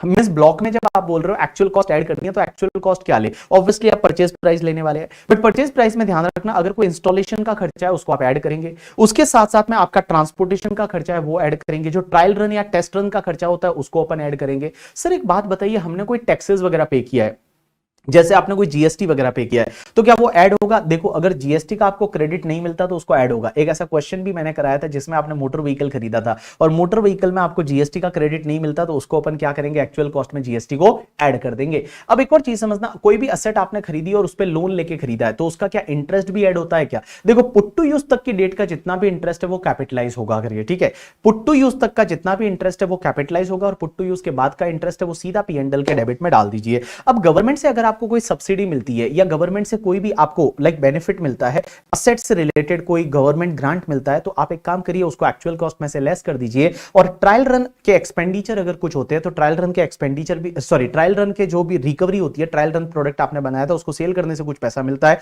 तो वो भी आप क्या करें, एक्चुअल कॉस्ट से लेस कर दे। अब एक और चीज समझना, जब भी आप कोई असेट खरीदते हैं और वो असेट से रिलेटेड आप कोई पेमेंट कर रहे हैं सिंगल डे में सिंगल पर्सन को, सिंगल डे में सिंगल पर्सन को, मींस एक ही दिन में एक ही पर्सन को आप 10,000 से ज्यादा का कैश में पेमेंट नहीं कर सकते। आपको कैसे पेमेंट करना है, या तो अकाउंट पे ही, चेक से, अकाउंट पे, डिमांड ड्राफ्ट से, any mode of electronic clearing system through bank account और एनी अदर इलेक्ट्रॉनिक मोड से आप पेमेंट कर सकते हैं। कैश में नहीं करेंगे, अगर आप कैश में करेंगे तो उसको एक्चुअल कॉस्ट में नहीं जोड़ेंगे। जैसे मान लो आपने 10 लाख का कोई मशीनरी कैश में खरीदा, वो एक्चुअल कॉस्ट में आएगा ही नहीं। या फिर मान लो 10 लाख का मशीनरी खरीदा था, उसका तो आपने चेक से पेमेंट किया था लेकिन वो इंस्टॉल करने आया, उसको 40,000 रुपीस आपने कैश में पेमेंट किया तो वो 40,000 आपकी एक्चुअल कॉस्ट में नहीं आएगा। अब एक चीज समझना, यहां पे कुछ एक्सप्लेनेशन दे रखी है। अब ये एक्सप्लेनेशन इंटरमीडिएट के लिए ज्यादा जरूरी है नहीं करके, ठीक है, बट जो दे रखी है तो मैं एक बार फटाफट आपको रिपीट करवा देता हूं, रिवाइज करवा देता हूं, अगर आपको याद रहे तो ठीक है, नहीं रहे तो भी ठीक है। यहां पे कुछ एक्सप्लेनेशन दे रखी है कि कुछ स्पेसिफिक केसेस में एक्चुअल कॉस्ट कैसे लेंगे। सबसे पहले अगर कोई असेट है जो पहले साइंटिफिक रिसर्च में यूज होती थी, मींस लैबोरेटरी में यूज होती थी साइंटिफिक रिसर्च में, और वो असेट को अब आप बिजनेस में लेके आ गए, तो एक्चुअल कॉस्ट क्या लेंगे मैं बताऊं, निल लेना है, क्योंकि 100% डिडक्शन आपने लैबोरेटरी में ले लिया होगा, तो अब आप उसकी एक्चुअल कॉस्ट को क्या ले ले, निल लेंगे, ठीक है। दूसरा, अगर कोई स्टॉक इन ट्रेड है और वो स्टॉक इन ट्रेड को आपने कैपिटल असेट में कन्वर्ट किया, तो जब आप स्टॉक इन ट्रेड को कैपिटल असेट में कन्वर्ट करते हो तो उसकी फेयर मार्केट वैल्यू पहले बिजनेस में टैक्सेबल हो जाती है, और वही कैपिटल असेट अगर मान लो आप बिजनेस में यूज कर रहे हो और वो डेप्रिशिएबल कैपिटल असेट है तो उसकी एक्चुअल कॉस्ट क्या लेंगे, वो एफएमवी लेंगे। मींस जो एफएमवी पे आपने पीजीबीपी में टैक्स भरा है, जो बिजनेस की इनकम बनी है, वही एफएमवी आपकी एक्चुअल कॉस्ट बन जाएगी और उसको ब्लॉक में जोड़ देंगे। ऐसा एक्सप्लेनेशन 1A बोलती है ऑफ सेक्शन 43(1). एक्सप्लेनेशन नंबर 2 ये बोलती है कि अगर आपको कोई भी असेट गिफ्ट में मिलती है, विल में मिलती है, इनहेरिटेंस में मिलती है, तो अगर आपने कोई एसेट गिफ्ट में मिलती है, विल में मिलती है, इनहेरिटेंस में मिलती है, तो उसकी एक्चुअल कॉस्ट क्या लेंगे, तो मैं बता दूं उसकी एक्चुअल कॉस्ट लेनी है cost to the previous owner minus depreciation actually allowed to him. Means cost to the previous owner, जो प्रीवियस ओनर का कॉस्ट था minus depreciation actually allowed to him है, वो आप लेस कर दीजिए, जो भी बचेगा that is called your actual cost. Explanation number 3 ये बोलती है कि अगर कोई एसेट आपने खरीदी और वो ज्यादा प्राइस पे आप खरीद रहे हो और आपका मेन इंटेंशन क्या है, ज्यादा वैल्यू पे डेप्रिसिएशन क्लेम करना। मैंने आपको क्लास में बताया था लोग कैसे प्लानिंग करते थे और वो ब्लैक एंड व्हाइट करते थे, इसके लिए वो क्या बोलते हैं, प्रॉफिट और लॉस जो है उसको सेट ऑफ करने के लिए ऐसा किया करते थे। तो वो लोग क्या करते हैं, प्रॉफिट को कम करने के लिए क्या करते हैं, कोई एसेट को ज्यादा वैल्यू पे खरीद लेते हैं, बहुत हाई वैल्यू पे खरीदते हैं। तो उस केस में लॉ मेकर्स बोलते हैं उसकी एक्चुअल कॉस्ट है वो income tax officer, assessing officer decide करेगा with the prior approval of the joint commissioner. Explanation number 4 ये बोलती है कि अगर कोई एसेट पहले तुम्हारी थी जो तुम्हारे बिजनेस में यूज होती थी, तुमने वो एसेट को किसी को ट्रांसफर कर दिया और आफ्टर सम टाइम क्या किया, आपने उसको रीएक्वायर कर दिया, वापस से आपने रीएक्वायर कर दिया, जो पहले तुम्हारी हुआ करती थी वो चली गई तुमसे दूर और वो वापस तुम्हारे पास लौट के आ गई। तो क्वेश्चन ये आता है उसकी एक्चुअल कॉस्ट क्या लेंगे, उसकी एक्चुअल कॉस्ट लेंगे कि जब आपने ओरिजिनल ट्रांसफर किया था उस टाइम डब्ल्यूडीवी क्या थी, जब आपने ओरिजिनल ट्रांसफर किया था उस टाइम WDV क्या थी वो लेंगे, और री एक्विजिशन कॉस्ट क्या है, विच एवर इज लोअर। तो जब आपने ओरिजिनल ट्रांसफर किया था उस टाइम पे WDV क्या थी और री एक्विजिशन कॉस्ट क्या है, विच एवर इज लोअर है, वो आपकी एक्चुअल कॉस्ट बनेगी। एक्सप्लेनेशन नंबर 4 क्या बोलता है पता है, कि अगर आप कोई असेट खरीदते हो किसी से, ठीक है, और उसी पर्सन को आप लीज बैक कर देते हो, आप किसी से खरीदते हो और उसी पर्सन को आप लीज बैक कर देते हो, तो जो सेलर का WDV था ना, जो रिटर्न डाउन वैल्यू, वो ही आपकी एक्चुअल कॉस्ट बन जाएगी। एक्सप्लेनेशन नंबर 5 ये बोलती है कि अगर कोई बिल्डिंग है, ये सिर्फ बिल्डिंग के लिए है, हाँ, कि अगर कोई बिल्डिंग है, जो बिल्डिंग पहले आपके किसी अदर पर्पस के लिए यूज होती थी, जैसे मान लो फॉर एन एग्जांपल मैंने 2010 में कोई बिल्डिंग 10 लाख में खरीदी थी, 2010 में 10 लाख में खरीदी थी, जो मैं किसी अदर पर्पस के लिए यूज करता था, बिजनेस में यूज नहीं करता था। आज मैंने उसको बिजनेस में ला लिया, तो एक्चुअल कॉस्ट क्या लूं, तो लॉ मेकर्स बोलते हैं जितने में खरीदा था दैट इज 10 लाख, और माइनस कर दीजिए आप नोशनल डेप्रिसिएशन, माइनस आप इतने साल का नोशनल डेप्रिसिएशन 2010-11 से लेके और लास्ट ईयर तक, इस साल तो आपने बिजनेस में ला लिया, तो लास्ट ईयर तक जितना भी आपका नोशनल डेप्रिसिएशन है वो नोशनल डेप्रिसिएशन आप लेस कर दीजिए, और उसके बाद जो भी बचेगा that is called your actual cost. ऐसा एक्सप्लेनेशन नंबर 5 बोलती है। अब एक बात समझना, एक्सप्लेनेशन नंबर 6 है, 7 है, 7A है करके, ठीक है, ये तीनों सिमिलर एक्सप्लेनेशन है, जो ये बोलती है कि अगर कोई होल्डिंग कंपनी ने अपनी 100% सब्सिडरी कंपनी को एसेट ट्रांसफर की, या फिर अमलगमेशन में एसेट ट्रांसफर होती है, डीमर्जर में एसेट ट्रांसफर होती है, तो आगे वाले के लिए एक्चुअल कॉस्ट क्या लेंगे, ब्लॉक में कितने से जोड़ेंगे, तो आप इतना याद रखेंगे, जो उसका WDV था वो एज इट इज इसका एक्चुअल कॉस्ट बन जाएगा, जो उसका WDV था वो एज इट इज इसका एक्चुअल कॉस्ट बन जाएगा। एक्सप्लेनेशन नंबर 8 ये बोलती है कि अगर कोई एसेट है वो आप अगर लोन लेके खरीदते हैं, तो लोन लेके खरीदते हैं तो पुट टू यूज तक की डेट का इंटरेस्ट है वो कैपिटलाइज होगा, पुट टू यूज के बाद का इंटरेस्ट है वो सीधा P&L के डेबिट में डाल दीजिए। एक्सप्लेनेशन नंबर 9 है, वो मैं ऑलरेडी बता चुका हूं कि जो भी तुम्हारा टैक्सेस रहता है, ड्यूटी रहता है, जैसे GST वगैरह है, तो उसको क्या आपको एक्चुअल कॉस्ट में जोड़ना है, तो मैंने बोला अगर उसका इनपुट टैक्स क्रेडिट या सैनवेट क्रेडिट नहीं मिलता तो एक्चुअल कॉस्ट में जोड़ेंगे, अगर उसका इनपुट टैक्स क्रेडिट मिलता है तो उसको एक्चुअल कॉस्ट में नहीं जोड़ेंगे। एक्सप्लेनेशन नंबर 10 ये बोलती है कि कोई भी गवर्नमेंट ग्रांट है, वो गवर्नमेंट ग्रांट या गवर्नमेंट सब्सिडी जो है, क्वेश्चन ये आता है क्या वो एक्चुअल कॉस्ट में लाइक लेस होगी, तो जो भी गवर्नमेंट ग्रांट गवर्नमेंट सब्सिडी वो असेट से रिलेटेड होती है, तो वो एक्चुअल कॉस्ट में से आपको क्या करनी पड़ती है, लेस करनी पड़ती है। अब यहां पे एक्सप्लेनेशन नंबर 11 ये बोलती है कि अगर मान लो किसी नॉन रेजिडेंट ने क्या किया कि इंडिया के बाहर कोई असेट खरीदी थी, जैसे मान लो एक बंदा है नॉन रेजिडेंट मिस्टर सैम, उसने ऑस्ट्रेलिया में कोई कंप्यूटर खरीदा था, पहले वो ऑस्ट्रेलिया में यूज करता था, अब इस साल मान लो इंडिया में लेके आ गया, तो एक्चुअल कॉस्ट क्या लेंगे, जितने में उसने खरीदा था माइनस डेप्रिसिएशन करेंगे, कि अगर इसको इंडिया में यूज करता तो कितना डेप्रिसिएशन लेस हो जाता, वो लेस करने के बाद जो भी बचेगा that is called actual cost, वो एक्चुअल कॉस्ट बन जाएगा। उसके बाद ये नेक्स्ट वाली जो एक्सप्लेनेशन है वो आपको सेक्शन 35 AD के साथ में मैं समझाऊंगा। अब एक और बात समझना, यहां पे एक और एक्सप्लेनेशन आती है 43(6) की, एक्सप्लेनेशन नंबर 7, ये बोलती है कि अगर कोई एसएससी है जिसका पार्टली इनकम बिजनेस है और पार्टली एग्रीकल्चर है, जैसे मैंने आपको बताया था वो टी कॉफी रबर वाला, टी कॉफी रबर के केस में क्या होता है, वो 40-60 होता है, 35-65 होता है, उसके बाद में 40-60 25-75 होता है। तो जो टी कॉफी रबर वाला केस है ना, उसमें क्या होता है कि अगर मान लो आपका इनकम जो है वो पार्टली बिजनेस है पार्टली एग्रीकल्चर है, तो भी डेप्रिसिएशन ऐसे कैलकुलेट करोगे जैसे पूरा ही बिजनेस है, डेप्रिसिएशन आप ऐसे कैलकुलेट करोगे जैसे पूरा ही बिजनेस है, और जितना डेप्रिसिएशन आएगा ना वो सीधा ब्लॉक में से लेस हो जाएगा, जितना डेप्रिसिएशन आएगा वो पूरा ब्लॉक में से लेस हो जाएगा, ऐसा मान लिया जाएगा, ये फुल्ली अलाउ हो गया आपको, और ब्लॉक में से पूरा डेप्रिसिएशन लेस हो जाएगा। अब एक और चीज समझना, अगर कोई एसएलएम मेथड फॉलो करता है, ये एसएलएम मेथड कौन फॉलो कर सकता है, सिर्फ पावर जनरेटिंग और power generating and distributing unit है वो एसएलएम मेथड फॉलो कर सकती है। अगर एसएलएम मेथड फॉलो करते हो और आप असेट को बेच देते हो तो क्या होगा, जैसे मैंने एक एग्जांपल लिया, 100 रुपीज की असेट थी, आपने 10 करके 2 साल डेप्रिसिएशन ले लिया, आपके पास WDV अभी 80 बचा है। अगर आपने इस असेट को बेचा, यहां पे इंडिविजुअल असेट सिस्टम फॉलो करोगे, तो जब भी आप इस असेट को बेचते हो 80 WDV है, 100 कॉस्ट था, 2 साल डेप्रिसिएशन लिया है, अब आप इस असेट को मान लो 72 में बेचते हो, तो आपको लॉस हुआ कितने का, 8 का, इस लॉस को सीधा P&L के डेबिट में डाल दो, ये जो लॉस हुआ ना इसको सीधा P&L के डेबिट में डाल दो, और इसको बोला जाता है टर्मिनल डेप्रिसिएशन। अगर आपने इसको 89 में बेचा तो 9 रुपीज का प्रॉफिट हुआ, इसको P&L के क्रेडिट में डाल दो, इसको बोला जाता है बैलेंसिंग चार्ज, जस्ट इसको बोला जाता है balancing charge, it is taxable under the head PGBP। अब एक बात समझना, अगर मान लो आपने 117 में बेचा, आपका WDV 80 था, आपने 117 में बेचा, टोटल 37 का प्रॉफिट हुआ, बट इस 37 के प्रॉफिट में से जो 20 का प्रॉफिट है ना वो तो PGBP में जाएगा, जिसको बोला जाएगा बैलेंसिंग चार्ज, और जो कॉस्ट से भी ज्यादा पैसा आया, कॉस्ट कितना था 100 से ज्यादा कितना आया 17 आया, इस 17 को आपका बोला जाएगा शॉर्ट टर्म कैपिटल गेन, और ये कैपिटल गेन हेड में जाएगा। तो देखो मैंने क्या बोला, WDV से कम पैसा आया, टर्मिनल डेप्रिसिएशन P&L के डेबिट में, WDV से ज्यादा पैसा आया बट कॉस्ट तक है P&L के क्रेडिट साइड में, that is the balancing charge, और कॉस्ट से भी ज्यादा पैसा आता है उसको हम शॉर्ट टर्म कैपिटल गेन बोलते हैं। उसके बाद में मैं आपको बता दूं, आज की डेट में गवर्नमेंट ग्रांट या गवर्नमेंट सब्सिडी आपको कोई भी मिलती है, अगर कोई भी गवर्नमेंट ग्रांट गवर्नमेंट सब्सिडी आपको मिलती है बिजनेस एंड प्रोफेशन की वजह से, वो आपकी आपके लिए टैक्सेबल हो जाएगी पीजीबीपी हेड में। इसके दो एक्सेप्शन है। पहला एक्सेप्शन तो अगर वो असेट से रिलेटेड है तो आप असेट की एक्चुअल कॉस्ट में से लेस कर दीजिए, और दूसरा ध्यान रखना अगर कोई भी सेंट्रल गवर्नमेंट स्टेट गवर्नमेंट का ट्रस्ट है और उस ट्रस्ट को अगर सेंट्रल गवर्नमेंट ने एज अ कॉर्पस फंड कोई सब्सिडी दिया है तो वो उसके लिए टैक्सेबल नहीं होता है। बाकी सब सब्सिडी और गवर्नमेंट ग्रांट है वो टैक्सेबल हो जाते हैं। अब एक और चीज समझना, बहुत बार क्या होता है कि असेट पार्टली बिजनेस के लिए यूज होती है और पार्टली पर्सनल पर्पस के लिए यूज होती है। पार्टली बिजनेस के लिए यूज होती है, पार्टली पर्सनल पर्पस के लिए यूज होती है। तो एक चीज ध्यान रखना, उससे रिलेटेड जितने भी खर्चे हैं ना, खर्चे का मतलब रेंट, उसका रेंट है या रिपेयर्स है करके, ठीक है, उसके साथ साथ में इंश्योरेंस है या उसके साथ साथ में डेप्रिसिएशन है, जितने भी खर्चे हैं ना वो खर्चे प्रोपोर्शनेटली अलाउ होंगे जितना आप बिजनेस एंड प्रोफेशन के लिए यूज कर रहे हैं। जितना आप पर्सनल पर्पस के लिए यूज कर रहे हैं वो अलाउ नहीं होता, और जितने आपके खर्चे अलाउ होते हैं, जैसे मान लो डेप्रिसिएशन है, तो डेप्रिसिएशन जितना अलाउ होता है पीएनडल के डेबिट में जाता है उतना ही आपके ब्लॉक में से लेस होगा। तो ब्लॉक में से लेस मैं उतना ही करूंगा जितना डेप्रिसिएशन एक्चुअली अलाउ होता है। नेक्स्ट साइंटिफिक रिसर्च सेक्शन 35 है। आप मेरी तरफ ध्यान देंगे, बोर्ड में नहीं देखेंगे, इधर नहीं देखेंगे, आप मेरी तरफ ध्यान देखते जाइए, ठीक है। तो देखिए सेक्शन 35 बोलती है साइंटिफिक रिसर्च के लिए अगर आप खर्चा करते हो। साइंटिफिक रिसर्च क्या होता है कि अगर मान लो आप कोई भी मेडिसिन बना रहे हो, वैक्सीन बना रहे हो, that is all called scientific research. अब साइंटिफिक रिसर्च पे खर्चा करते हो तो यहां पे डिडक्शन मिलता है। अब पहली चीज, साइंटिफिक रिसर्च आप कब कर रहे हो, एक तो during the course of business हो सकता है, एक बिफोर कमेंसमेंट ऑफ बिजनेस हो सकता है।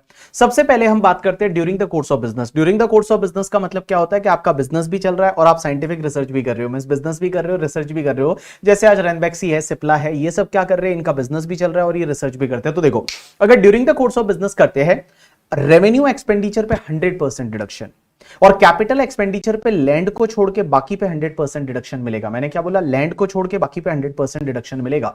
लेकिन आप मुझे बोलेंगे सर लैंड और बिल्डिंग साथ में खरीदा, तो आपको क्या करना पड़ेगा, वैल्यू को बाइफरकेट करना पड़ेगा। लैंड की वैल्यू पे डिडक्शन नहीं मिलेगा, जो बिल्डिंग वाली वैल्यू रहेगी उस पे आपको 100% डिडक्शन मिल जाएगा। तो देखो मैंने क्या बोला, अगर आप research during the course of business करते हैं, revenue expenditure 100% deduction, capital expenditure पे लैंड को छोड़ के बाकी पे 100% डिडक्शन आपको मिल जाएगा। अब एक चीज समझना, अगर research before commencement of business, आपका बिजनेस है ही नहीं और आप वैक्सीन बना रहे हैं, आप रिसर्च कर रहे हैं, तो उस केस में क्या होगा, अगर बिफोर कमेंसमेंट ऑफ बिजनेस है तो उसमें ध्यान रखना मैक्सिमम 3 इयर्स के एक्सपेंडिचर अलाउ होते हैं। Maximum 3 years before the date of commencement of the business. Means आज अगर बिजनेस कमेंस हुआ तो आज से पहले के जो 3 साल तक आपने जो खर्चे किए थे रिसर्च पे वो अलाउ होंगे उस ईयर में जिस ईयर में आप बिजनेस कमेंस कर रहे हैं। लेकिन उसमें ध्यान रखना, रेवेन्यू में ओनली 2 ही खर्चे अलाउ होंगे, एक तो सैलरी का एक्सपेंडिचर और दूसरा मटेरियल का एक्सपेंडिचर।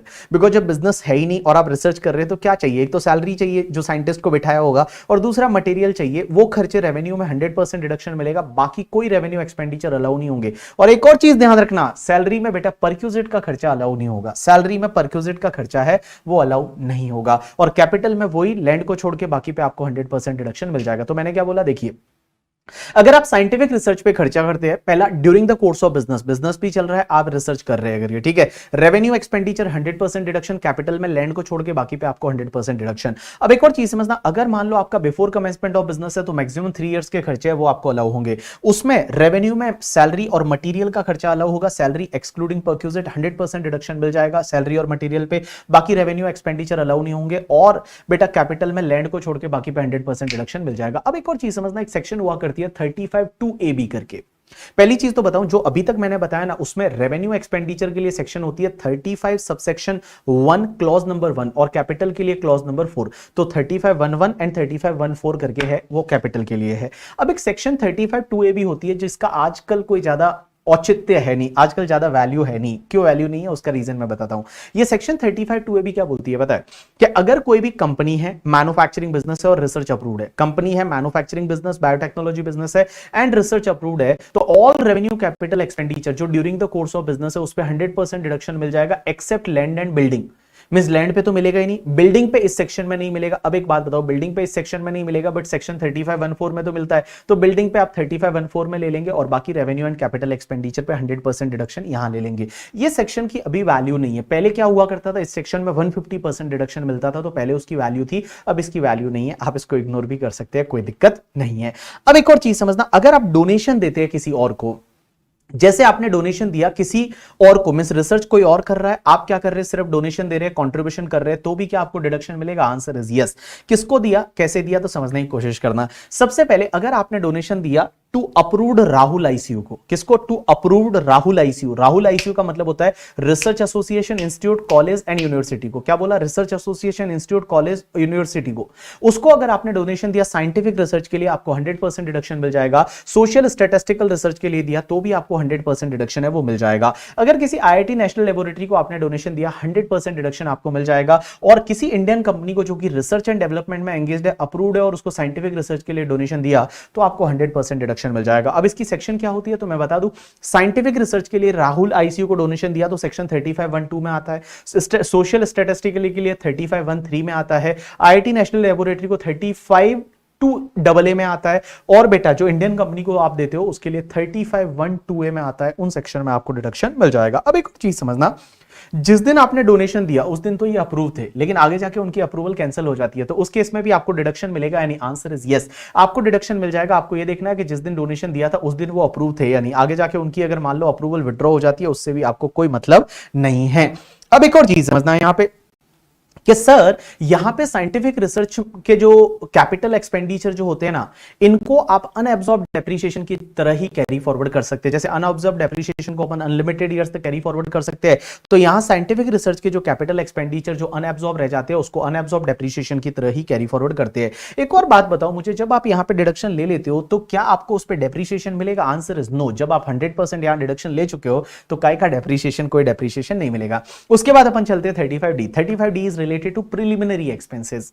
अब क्वेश्चन ये आता है कि प्रिलिमिनरी एक्सपेंसेस क्या होते हैं? तो प्रिलिमिनरी एक्सपेंसेस का मतलब क्या होता है, जब आप बिजनेस चालू करते हो या पुराने बिजनेस का कुछ एक्सटेंशन करते हो या नया यूनिट सेटअप करते हो, उस टाइम पे जो खर्चे होते हैं that is called preliminary expenses. Preliminary expenses में कौन कौन से एक्सपेंडिचर आते हैं? या तो कोई फिजिबिलिटी स्टडी है, प्रोजेक्ट रिपोर्ट है, मार्केट सर्वे, इंजीनियरिंग सर्विस ली, या एमओए एओए का आपने प्रिंटिंग या ड्राफ्टिंग कराया, लीगल फीस है, या फिर पब्लिक इशू करते हो आप शेयर डिबेंचर का, उससे रिलेटेड कोई खर्चे, या फिर सीबीडीटी और भी कोई नोटिफाई करती है, वो खर्चे आपके प्रिलिमिनरी एक्सपेंसेस में आ जाएंगे। एक और चीज ध्यान रखना, यहां प्रिलिमिनरी एक्सपेंसेस का डिडक्शन है ना, वो सिर्फ एंड सिर्फ रेजिडेंट एसएससी को मिलेगा, नॉन रेजिडेंट को नहीं मिलेगा, सिर्फ रेजिडेंट को मिलेगा। और एक और चीज ध्यान रखना, प्रीलिमिनरी एक्सपेंसेस आपको कब इंकर करना चाहिए पता है? या तो कोई नया बिजनेस चालू कर रहे हो, या पुराने बिजनेस का आप एक्सटेंशन कर रहे हो, या नया यूनिट सेटअप कर रहे हो। तो मैंने क्या बोला? नया बिजनेस चालू कर रहे हो, पुराने बिजनेस का एक्सटेंशन कर रहे हो, या नया यूनिट सेटअप कर रहे हो, उस टाइम अगर आपने कोई प्रीलिमिनरी एक्सपेंसेस किया तो ही आपको डिडक्शन मिलेगा। अब एक बात समझना, प्रीलिमिनरी एक्सपेंसेस का जितना आप खर्चा करते हो ना, उसकी एक लिमिट होती है।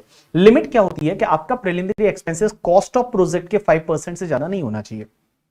जो भी तुम्हारा कॉस्ट ऑफ प्रोजेक्ट रहेगा उस कॉस्ट ऑफ प्रोजेक्ट के 5% से ज्यादा नहीं होना चाहिए प्रीलिमिनरी एक्सपेंसेस। तो जो आपने प्रीलिमिनरी एक्सपेंसेस किया और 5% of cost of project which ever is lower का डिडक्शन मिल जाएगा। जैसे मैं एग्जांपल लेता हूं कि आपने preliminary expenses for an example 7 lakh किया और आपका जो कॉस्ट ऑफ प्रोजेक्ट है वो 1 करोड़ है, तो 1 करोड़ का 5% कितना होता है? 5 लाख। तो आपको यहां डिडक्शन कितना मिलेगा? 5 लाख। बट मान लो आपने यहां पे एक्चुअल प्रीलिमिनरी एक्सपेंसेस 3 लाख की किया होता तो डिडक्शन कितना मिलता? 3 लाख मिलता। लेकिन एक और चीज समझना, यहां पे डिडक्शन एक साथ में नहीं मिलता, आपको 5 इक्वल इंस्टॉलमेंट में मिलता है। प्रीलिमिनरी एक्सपेंसेस का डिडक्शन जो है वो एक साथ में नहीं मिलता, 5 इक्वल इंस्टॉलमेंट में मिलेगा। तो जैसे मान लो 7 lakh 5 lakh whichever is lower comes to 5 lakh, तो 5 लाख एक साथ में नहीं मिलेगा, 1 लाख 1 लाख 1 लाख 1 लाख 1 लाख, ऐसे आपको 5 इयर्स में डिडक्शन मिल जाएगा। अब एक और चीज समझना, ये कॉस्ट ऑफ प्रोजेक्ट की जगह आप कैपिटल एम्प्लॉयड भी ले सकते हो इंडियन कंपनी के केस में। इंडियन कंपनी के केस में ये ऑप्शन है कि आप कॉस्ट ऑफ प्रोजेक्ट की जगह कैपिटल एम्प्लॉयड ले सकते हैं। लेकिन तो देखो, जब आपको दे रखा है कॉस्ट ऑफ प्रोजेक्ट या कैपिटल एम्प्लॉयड, दोनों में से किसी का भी 5% ले सकते हैं, तो ऑब्वियसली आप हायर वाले का लेंगे। तो cost of project for an example 1 crore है, कैपिटल एम्प्लॉयड 2 करोड़ है, तो आप 2 करोड़ का 5% ले लेंगे। अब यहां पे एक और चीज समझना कि सर यहां पे जो cost of project capital employed आप बोल रहे हो, कॉस्ट ऑफ प्रोजेक्ट का मतलब क्या होता है? तो देखो, सबसे पहली चीज कि आपने अगर मान लो नया बिजनेस चालू किया है, या जो बिजनेस का एक्सटेंशन किया है, या जो नया यूनिट सेटअप किया है, उसके लिए उस ईयर के लास्ट डेट पे बैलेंस शीट में फिक्स एसेट में इन्वेस्टमेंट कितना किया आपने, फिक्स एसेट में आपका इन्वेस्टमेंट कितना हुआ है, that is called your cost of project. तो जो आपने नया बिजनेस चालू किया उस बिजनेस का अगर एक्सटेंशन किया तो एक्सटेंशन वाले पार्ट का, नया यूनिट सेटअप किया तो नए यूनिट वाले पार्ट में, फिक्स एसेट में आपने कितना इन्वेस्टमेंट किया है as per the balance sheet of the last day of that particular previous year, that is called your cost of project. Capital employed का मतलब क्या होता है कि नए बिजनेस के लिए या एक्सटेंशन के लिए या नया यूनिट सेटअप करने के लिए आपने share capital plus debenture plus long term borrowing आपका कितना हुआ है? तो share capital plus debenture plus long term borrowing, यहां पे एक चीज ध्यान रखना, रिजर्व एंड सरप्लस नहीं आएगा। रिजर्व एंड सरप्लस है उसको हम कैपिटल एम्प्लॉयड में नहीं लेंगे, क्योंकि यहां क्लियरली बोला हुआ है क्या लेना है, share capital plus long term borrowing plus debenture है वही लेना है। रिजर्व एंड सरप्लस है या सिक्योरिटी प्रीमियम है वो सब यहां पे नहीं आता है करके। अब एक और चीज समझना, जिस ईयर में आप प्रिलिमिनरी एक्सपेंसेस करते हो और आप डिडक्शन लेते हो उस ईयर में आपको ऑडिट करानी पड़ेगी, ऑडिट इज मैंडेटरी। उसके बाद एक सेक्शन होती है 35 डीडीए। 35 डीडीए क्या बोलता है कि पहली चीज तो ये सेक्शन ऑल एसएससी के लिए, अगर आप वीआरएस पे खर्चा करते हो, वीआरएस का मतलब होता है वॉलंटरीली रिटायरमेंट स्कीम कंपनसेशन। अगर आप एम्प्लॉय को वॉलंटरीली निकाल रहे हो, बोले वॉलंटरीली घर पे जाके बैठो करके, ठीक है, उसके लिए वीआरएस कंपनसेशन देते हैं। वीआरएस कंपनसेशन के बारे में हम पढ़ चुके हैं सैलरी में भी। तो वीआरएस कंपनसेशन किसी को देते हो तो उसका डिडक्शन आपको 5 इक्वल इंस्टॉलमेंट में मिल जाएगा। अब एक और चीज समझना, अगर अमलगमेशन डीमर्जर हो जाता है, जैसे मान लो अमलगमेशन डीमर्जर हो जाता है, तो सर जो अमलगमेशन डीमर्जर हुआ तो उस टाइम पे जो प्रिलिमिनरी एक्सपेंसेस 5 इक्वल इंस्टॉलमेंट में मिलता है या वीआरएस जो 5 इक्वल इंस्टॉलमेंट में मिलता है, मान लो उसकी 3 इंस्टॉलमेंट पेंडिंग थी, तो क्या वो नए वाले को मिल जाएगी? एब्सोल्युटली यस, वो नए वाले को मिल जाएगी, कोई भी दिक्कत नहीं है। तो अगर अमलगमेशन डीमर्जर होता है तो उस केस में क्या होता है कि जो भी तुम्हारा प्रिलिमिनरी एक्सपेंसेस या वीआरएस का खर्चा है, जिस ईयर में अमलगमेशन डीमर्जर हुआ उस ईयर की इंस्टॉलमेंट है वो न्यू वाले को ही मिलेगी करके, पुराने वाले को नहीं मिलेगी, और जो रिमेनिंग इंस्टॉलमेंट है वो मिल जाएगी। अब यहां पे एक और चीज मैंने बताई 35 डीडीए को लेके। ये 35 डीडीए क्या होता है? 35 डीडीए में जो सक्सेशन होता है, सक्सेशन का मतलब होता है कि प्रोपराइटर से कंपनी बदल जाना, पार्टनरशिप फर्म से कंपनी बदल जाना, कंपनी से एलएलपी बदल जाना, ये सीए फाइनल में पढ़ेंगे। अगर सक्सेशन हो जाता है तो उस केस में भी वीआरएस का खर्चा है वो नए वाले एसएससी को मिल जाता है रिमेनिंग। नेक्स्ट सेक्शन 35 एडी, जो बड़ी सेक्शन है करके। 35 AD is a specified business. अब एक बात समझना, यहां पे कुछ स्पेसिफाइड बिजनेस दे रखे हैं, यहां पे एक लंबी सी लिस्ट दे रखी है, दैट इज द 14 बिजनेस का लिस्ट, जिसमें आपको कैपिटल एक्सपेंडिचर पे 100% डिडक्शन मिलता है। देखो रेवेन्यू पे तो दुनिया देती है, यहां कैपिटल एक्सपेंडिचर पे 100% डिडक्शन मिलता है, but this section is optional. अगर आप चाहे तो इस सेक्शन को लीजिए, ना चाहे तो कोई बात नहीं, आप नॉर्मल डेप्रिसिएशन ले सकते हैं। अब एक बात समझना, यहां पे कौन कौन से बिजनेस कवर होते हैं तो आप कैसे याद रखें। सबसे पहले आपका कोई अगर कोल्ड चेन फैसिलिटी का बिजनेस है, cold chain facility for the agriculture produce, fish product, meat product वगैरह की कोल्ड चेन फैसिलिटी का बिजनेस है। दूसरा अगर warehousing facility for the agriculture produce. तीसरा पेट्रोलियम नेचुरल गैस का अगर क्रॉस कंट्री पाइपलाइन है। क्रॉस कंट्री का मतलब होता है अक्रॉस द कंट्री, अगर कोई पाइपलाइन है तो उसके लिए। तो देखिए सबसे पहला कौन सा, cold chain facility, warehousing for agriculture, petroleum natural gas pipeline. अगर मान लो आप हॉस्पिटल बनाते हैं जो एटलीस्ट 100 बेड या उससे ज्यादा का होना चाहिए, या होटल बनाते हैं जो 2 स्टार और अबोव कैटेगरी का होटल होना चाहिए, या फिर अगर मान लो आप बिल्ड एंड ऑपरेट करते हैं कोई housing project under slum redevelopment और housing project under affordable housing scheme, और इंडिया में अगर मान लो आप फर्टिलाइजर का प्रोडक्शन करते हैं, manufacturing of fertiliser in India, या फिर आप क्या करते हैं कि आपका जो बिजनेस है that is the warehousing business for the sugar storage के लिए वेयरहाउस है, या फिर आपका जो बिजनेस है that is the bee keeping, bee honey और बी वैक्स वाला बिजनेस, आप बी कीपिंग करते हैं, बी हनी और बी वैक्स का बिजनेस है, या फिर आपका जो बिजनेस है that is the container depot, container freight station, जो कस्टम में जो कंटेनर डेपो बनाते हैं, कंटेनर फ्रेट स्टेशन बनाते हैं, या फिर slurry pipeline for the transportation of iron ore, iron ore को ट्रांसपोर्ट करने के लिए स्लरी पाइपलाइन का बिजनेस है, और semiconductor wafer fabrication manufacturing unit और new infrastructure business in India. यहां पे ये 14 बिजनेस है। अगर आप ये 14 बिजनेस स्टार्ट करते हैं तो उस केस में आपको कैपिटल एक्सपेंडिचर पे 100% डिडक्शन मिल जाएगा। कौन कौन से, एक बार मैं वापस से रिवाइज करा रहा हूं। देखो आपको ऐसा जरूरी नहीं है सीक्वेंस याद रखनी है, एज वेल एज द जो मैंने डेट दे रखी है वो डेट आपको याद रहे तो ठीक है, नहीं रहेगा तो भी चलेगा। कौन कौन से 14 बिजनेस है तो देखो, सबसे पहली चीज आप कोल्ड चेन फैसिलिटी, दूसरा warehousing facility for agriculture produce, तीसरा आपका petroleum natural gas pipeline, hospital होना चाहिए 100 बेड और मोर वाला, होटल 2 स्टार और above category, housing project under slum redevelopment, housing project under affordable housing scheme, production of fertiliser in India, bee keeping, bee honey, bee wax वाला business, container depot, container freight station, warehousing for sugar, slurry pipeline for transportation of iron और semiconductor wafer fabrication manufacturing unit and new infrastructure facility. आप अगर ये 14 business में से कोई भी business करते हो तो कैपिटल एक्सपेंडिचर जो होता है ना सीधा पीएनडल के डेबिट में डालो। लेकिन इसमें एक कंडीशन है, कंडीशन यहां पे कुछ ऐसी है कि पहली चीज तो ये बिजनेस न्यू होने चाहिए, ऐसे नहीं होना चाहिए कि पुराने बिजनेस का कुछ ऐसा इंटरनल रिकंस्ट्रक्शन कर दिया, स्प्लिट अप करके कर दिया, ऐसा नहीं। नया बिजनेस चालू करो आपको डिडक्शन मिलेगा। एक और चीज समझना, इन बिजनेस में जो भी आप प्लांट एंड मशीनरी यूज करोगे ना वो सब नया होना चाहिए, सेकंड हैंड नहीं चलेगा। लेकिन इसमें कुछ एक्सेप्शन है। एक तो टोटल प्लांट एंड मशीनरी है उसका 20% तक सेकंड हैंड हो सकता है, जो टोटल प्लांट एंड मशीनरी है उसका 20% तक सेकंड हैंड हो सकता है। और दूसरा इंडिया के बाहर से जो भी आप second hand plant and machinery import करोगे ना वो न्यू ही मानी जाएगी for the purpose of this section. इस सेक्शन के लिए वो न्यू ही मानी जाएगी। तो मैंने क्या बोला, इंडिया के बाहर से कोई भी प्लांट एंड मशीनरी अगर आप इंपोर्ट करोगे वो न्यू ही मानी जाएगी for the purpose of this particular business. And पहला अगर आपका इंपोर्टेड प्लांट, पहला आपका 20% तक सेकंड हैंड हो सकता है। तो देखिए मैंने क्या बोला, प्लांट एंड मशीनरी न्यू होना चाहिए। दो एक्सेप्शन है, एक तो आप 20% तक सेकंड हैंड हो सकता है। और दूसरा, इंडिया के बाहर से जो इंपोर्ट करोगे जिसपे कभी भी इंडिया में कोई डिडक्शन डेप्रिसिएशन नहीं लिया है, वो plant and machinery second hand है तो भी नया ही माना जाएगा for the purpose of this particular section. अब क्वेश्चन यहां पे ये आता है कि सर एक बात बताओ, आप बोल रहे हो यहां 100% डिडक्शन मिलता है ऑन द कैपिटल एक्सपेंडिचर, क्या ऑल कैपिटल एक्सपेंडिचर पे मिलेगा या कुछ एक्सेप्शन है? मैं बता दूं ऑल कैपिटल एक्सपेंडिचर पे मिलेगा एक्सेप्ट 3, 3 को छोड़ के। कौन कौन से 3 छोड़ने हैं? Land, goodwill and financial instrument, land, goodwill and financial instrument, land, goodwill and financial instrument, इन 3 पे नहीं मिलेगा, बाकी सब पे 100% आपको डिडक्शन मिल जाएगा। सर अगर बिजनेस इस साल चालू हुआ, बिजनेस चालू होने से पहले कोई खर्चे किए तो क्या उस पे भी डिडक्शन मिल जाएगा? आंसर इज यस, उस पे भी मिल जाएगा उस ईयर में जिस ईयर में आप बिजनेस चालू कर रहे हैं। तो जिस ईयर में आप बिजनेस कमेंस करते हैं उस ईयर में जो पहले के खर्चे हैं उस पे भी आपको डिडक्शन मिल जाएगा। अब यहां पे एक और चीज समझना कि अगर कोई भी आप एसेट एक्वायर करते हैं जिसपे आप 35 एडी में डिडक्शन ले रहे हैं, वो 10,000 से ज्यादा का सिंगल डे में सिंगल पर्सन को पेमेंट कर रहे हैं, तो वो आपको account payee cheque, account payee demand draft, any mode of electronic clearing system और any other mode as may be prescribe, उसी से करना पड़ेगा, कैश में नहीं कर सकते। अगर कैश में किया तो यहां पे आपको डिडक्शन नहीं मिलेगा। अब एक बात समझना, जब आप 100% यहां पे डिडक्शन ले लेते तो क्या उस पे डेप्रिसिएशन मिलेगा? एब्सोल्युटली नो, उस पे आपको कोई भी डेप्रिसिएशन है वो नहीं मिलेगा।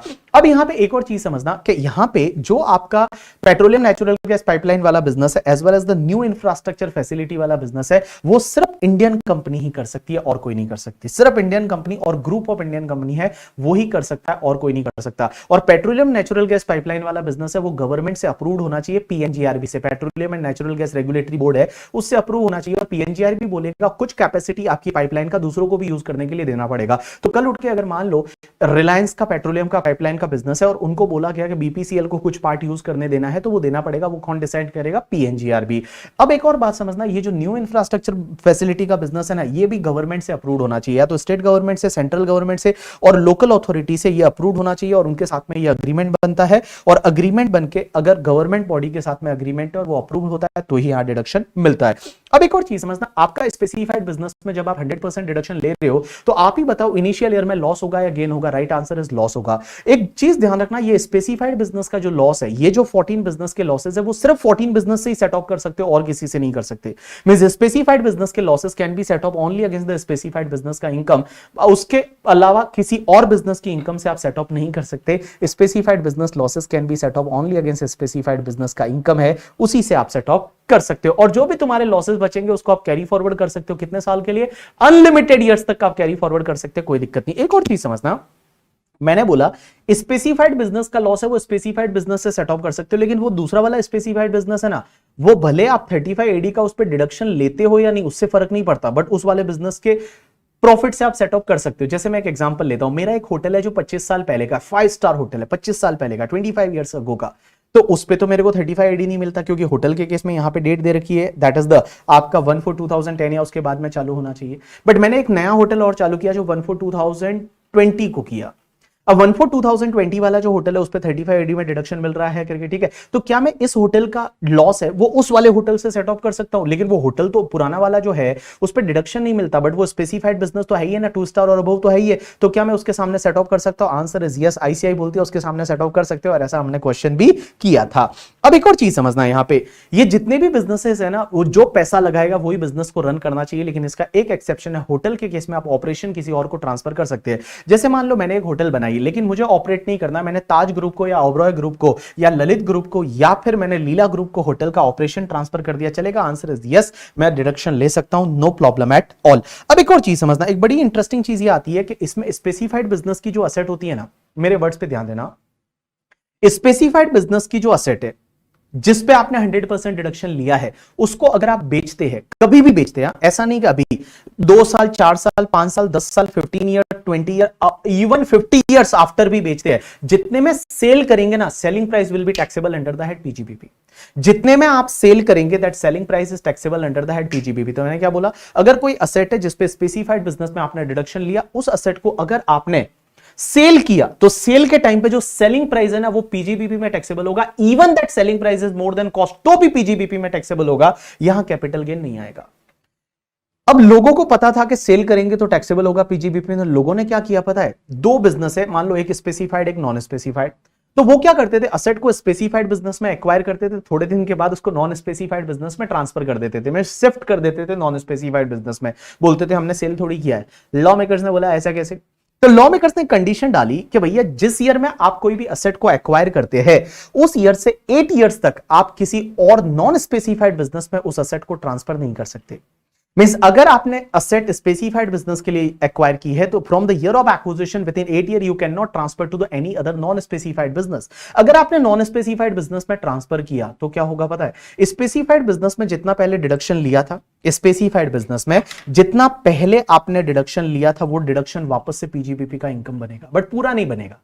जितना डिडक्शन आपने पहले लिया था माइनस कर देंगे, डेप्रीशिएशन कितना अलाउ होता अगर आपने 35 एडी ना लिया होता तो, बिकॉज भाई 35 एडी लिया है तो डेप्रीशिएशन अलाउ नहीं हुआ होगा। तो लोग बोलेंगे यार कोई बात नहीं, आप वापस से पीजीबीपी का इनकम बना रहे हो, हमने मान लो 2-3 साल यूज किया है, उसका डेप्रीशिएशन तो दे दो।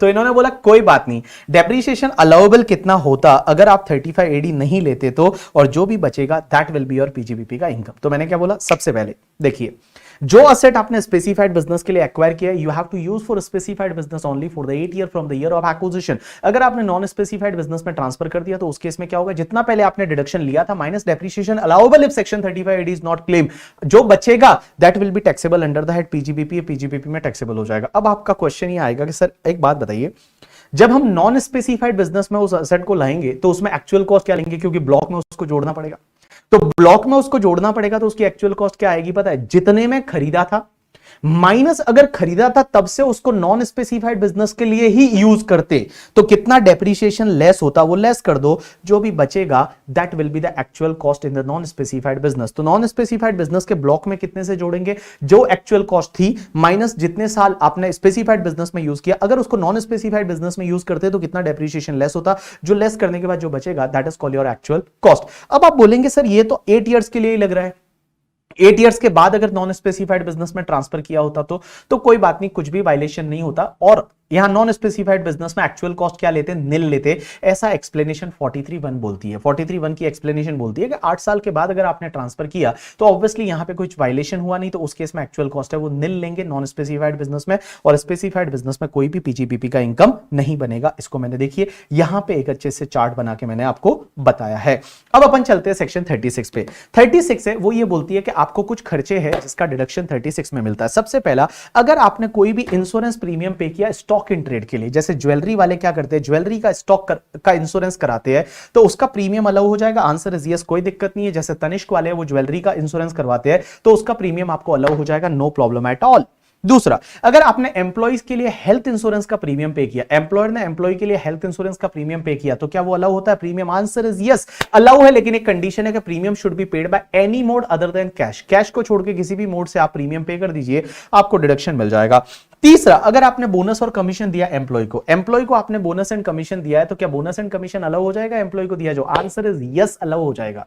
लेकिन यहां पे एक सेक्शन टांग अड़ाती है और वो सेक्शन है 43B। 43B क्या बोलती है पता है, कि एम्प्लॉय को जो बोनस एंड कमीशन आप दे रहे हो वो अलाउ तो होगा, लेकिन it has to actually be paid, आपको एक्चुअली पे करना पड़ेगा up to the due date of return filing, otherwise वो अलाउ नहीं होता। तो मैंने क्या बोला, बोनस एंड कमीशन आप एम्प्लॉय को देते हो, भले बोनस कितना भी दो, ऐसा जरूरी नहीं बोनस एक्ट के हिसाब से एक सैलरी बोला तो एक सैलरी देना है, 2 सैलरी 4 सैलरी, आपके हिसाब से जितना भी चाहे बोनस दे सकते हैं। लेकिन अगर आप बोनस देते हैं तो बोनस का खर्चा आपको अलाउ हो जाएगा, कोई दिक्कत नहीं है, बट भैया वो बोनस आपको एक्चुअली पे करना पड़ेगा up to the due date of return filing, return filing की ड्यू डेट तक आपको एक्चुअल में पे करना पड़ेगा, अदरवाइज वो अलाउ इस साल में नहीं होगा, फिर वो जिस ईयर में आप पे करोगे उस ईयर में अलाउ होगा। उसके बाद इंटरेस्ट ऑन लोन, अगर आपने किसी लोन पे इंटरेस्ट पे किया तो लोन देखो 2 तरह का हो सकता है, एक तो बिजनेस के लिए लोन है, दूसरा आपका पर्सनल पर्पस वाला। पर्सनल पर्पस के लिए लोन लिया तो उसका इंटरेस्ट तो बिजनेस में अलाउ नहीं होगा, लेकिन अगर मान लो आपने बिजनेस एंड प्रोफेशन पर्पस के लिए कोई लोन लिया, अब एक और चीज समझना, अगर असेट वाला है तो मैं आपको ऑलरेडी बता चुका हूं कि पुट टू यूज तक की डेट का इंटरेस्ट है वो कैपिटलाइज कर दो, उसके बाद का इंटरेस्ट P&L के डेबिट में डाल दो। अब एक बात समझना, अगर मान लो वो कोई दूसरा लोन है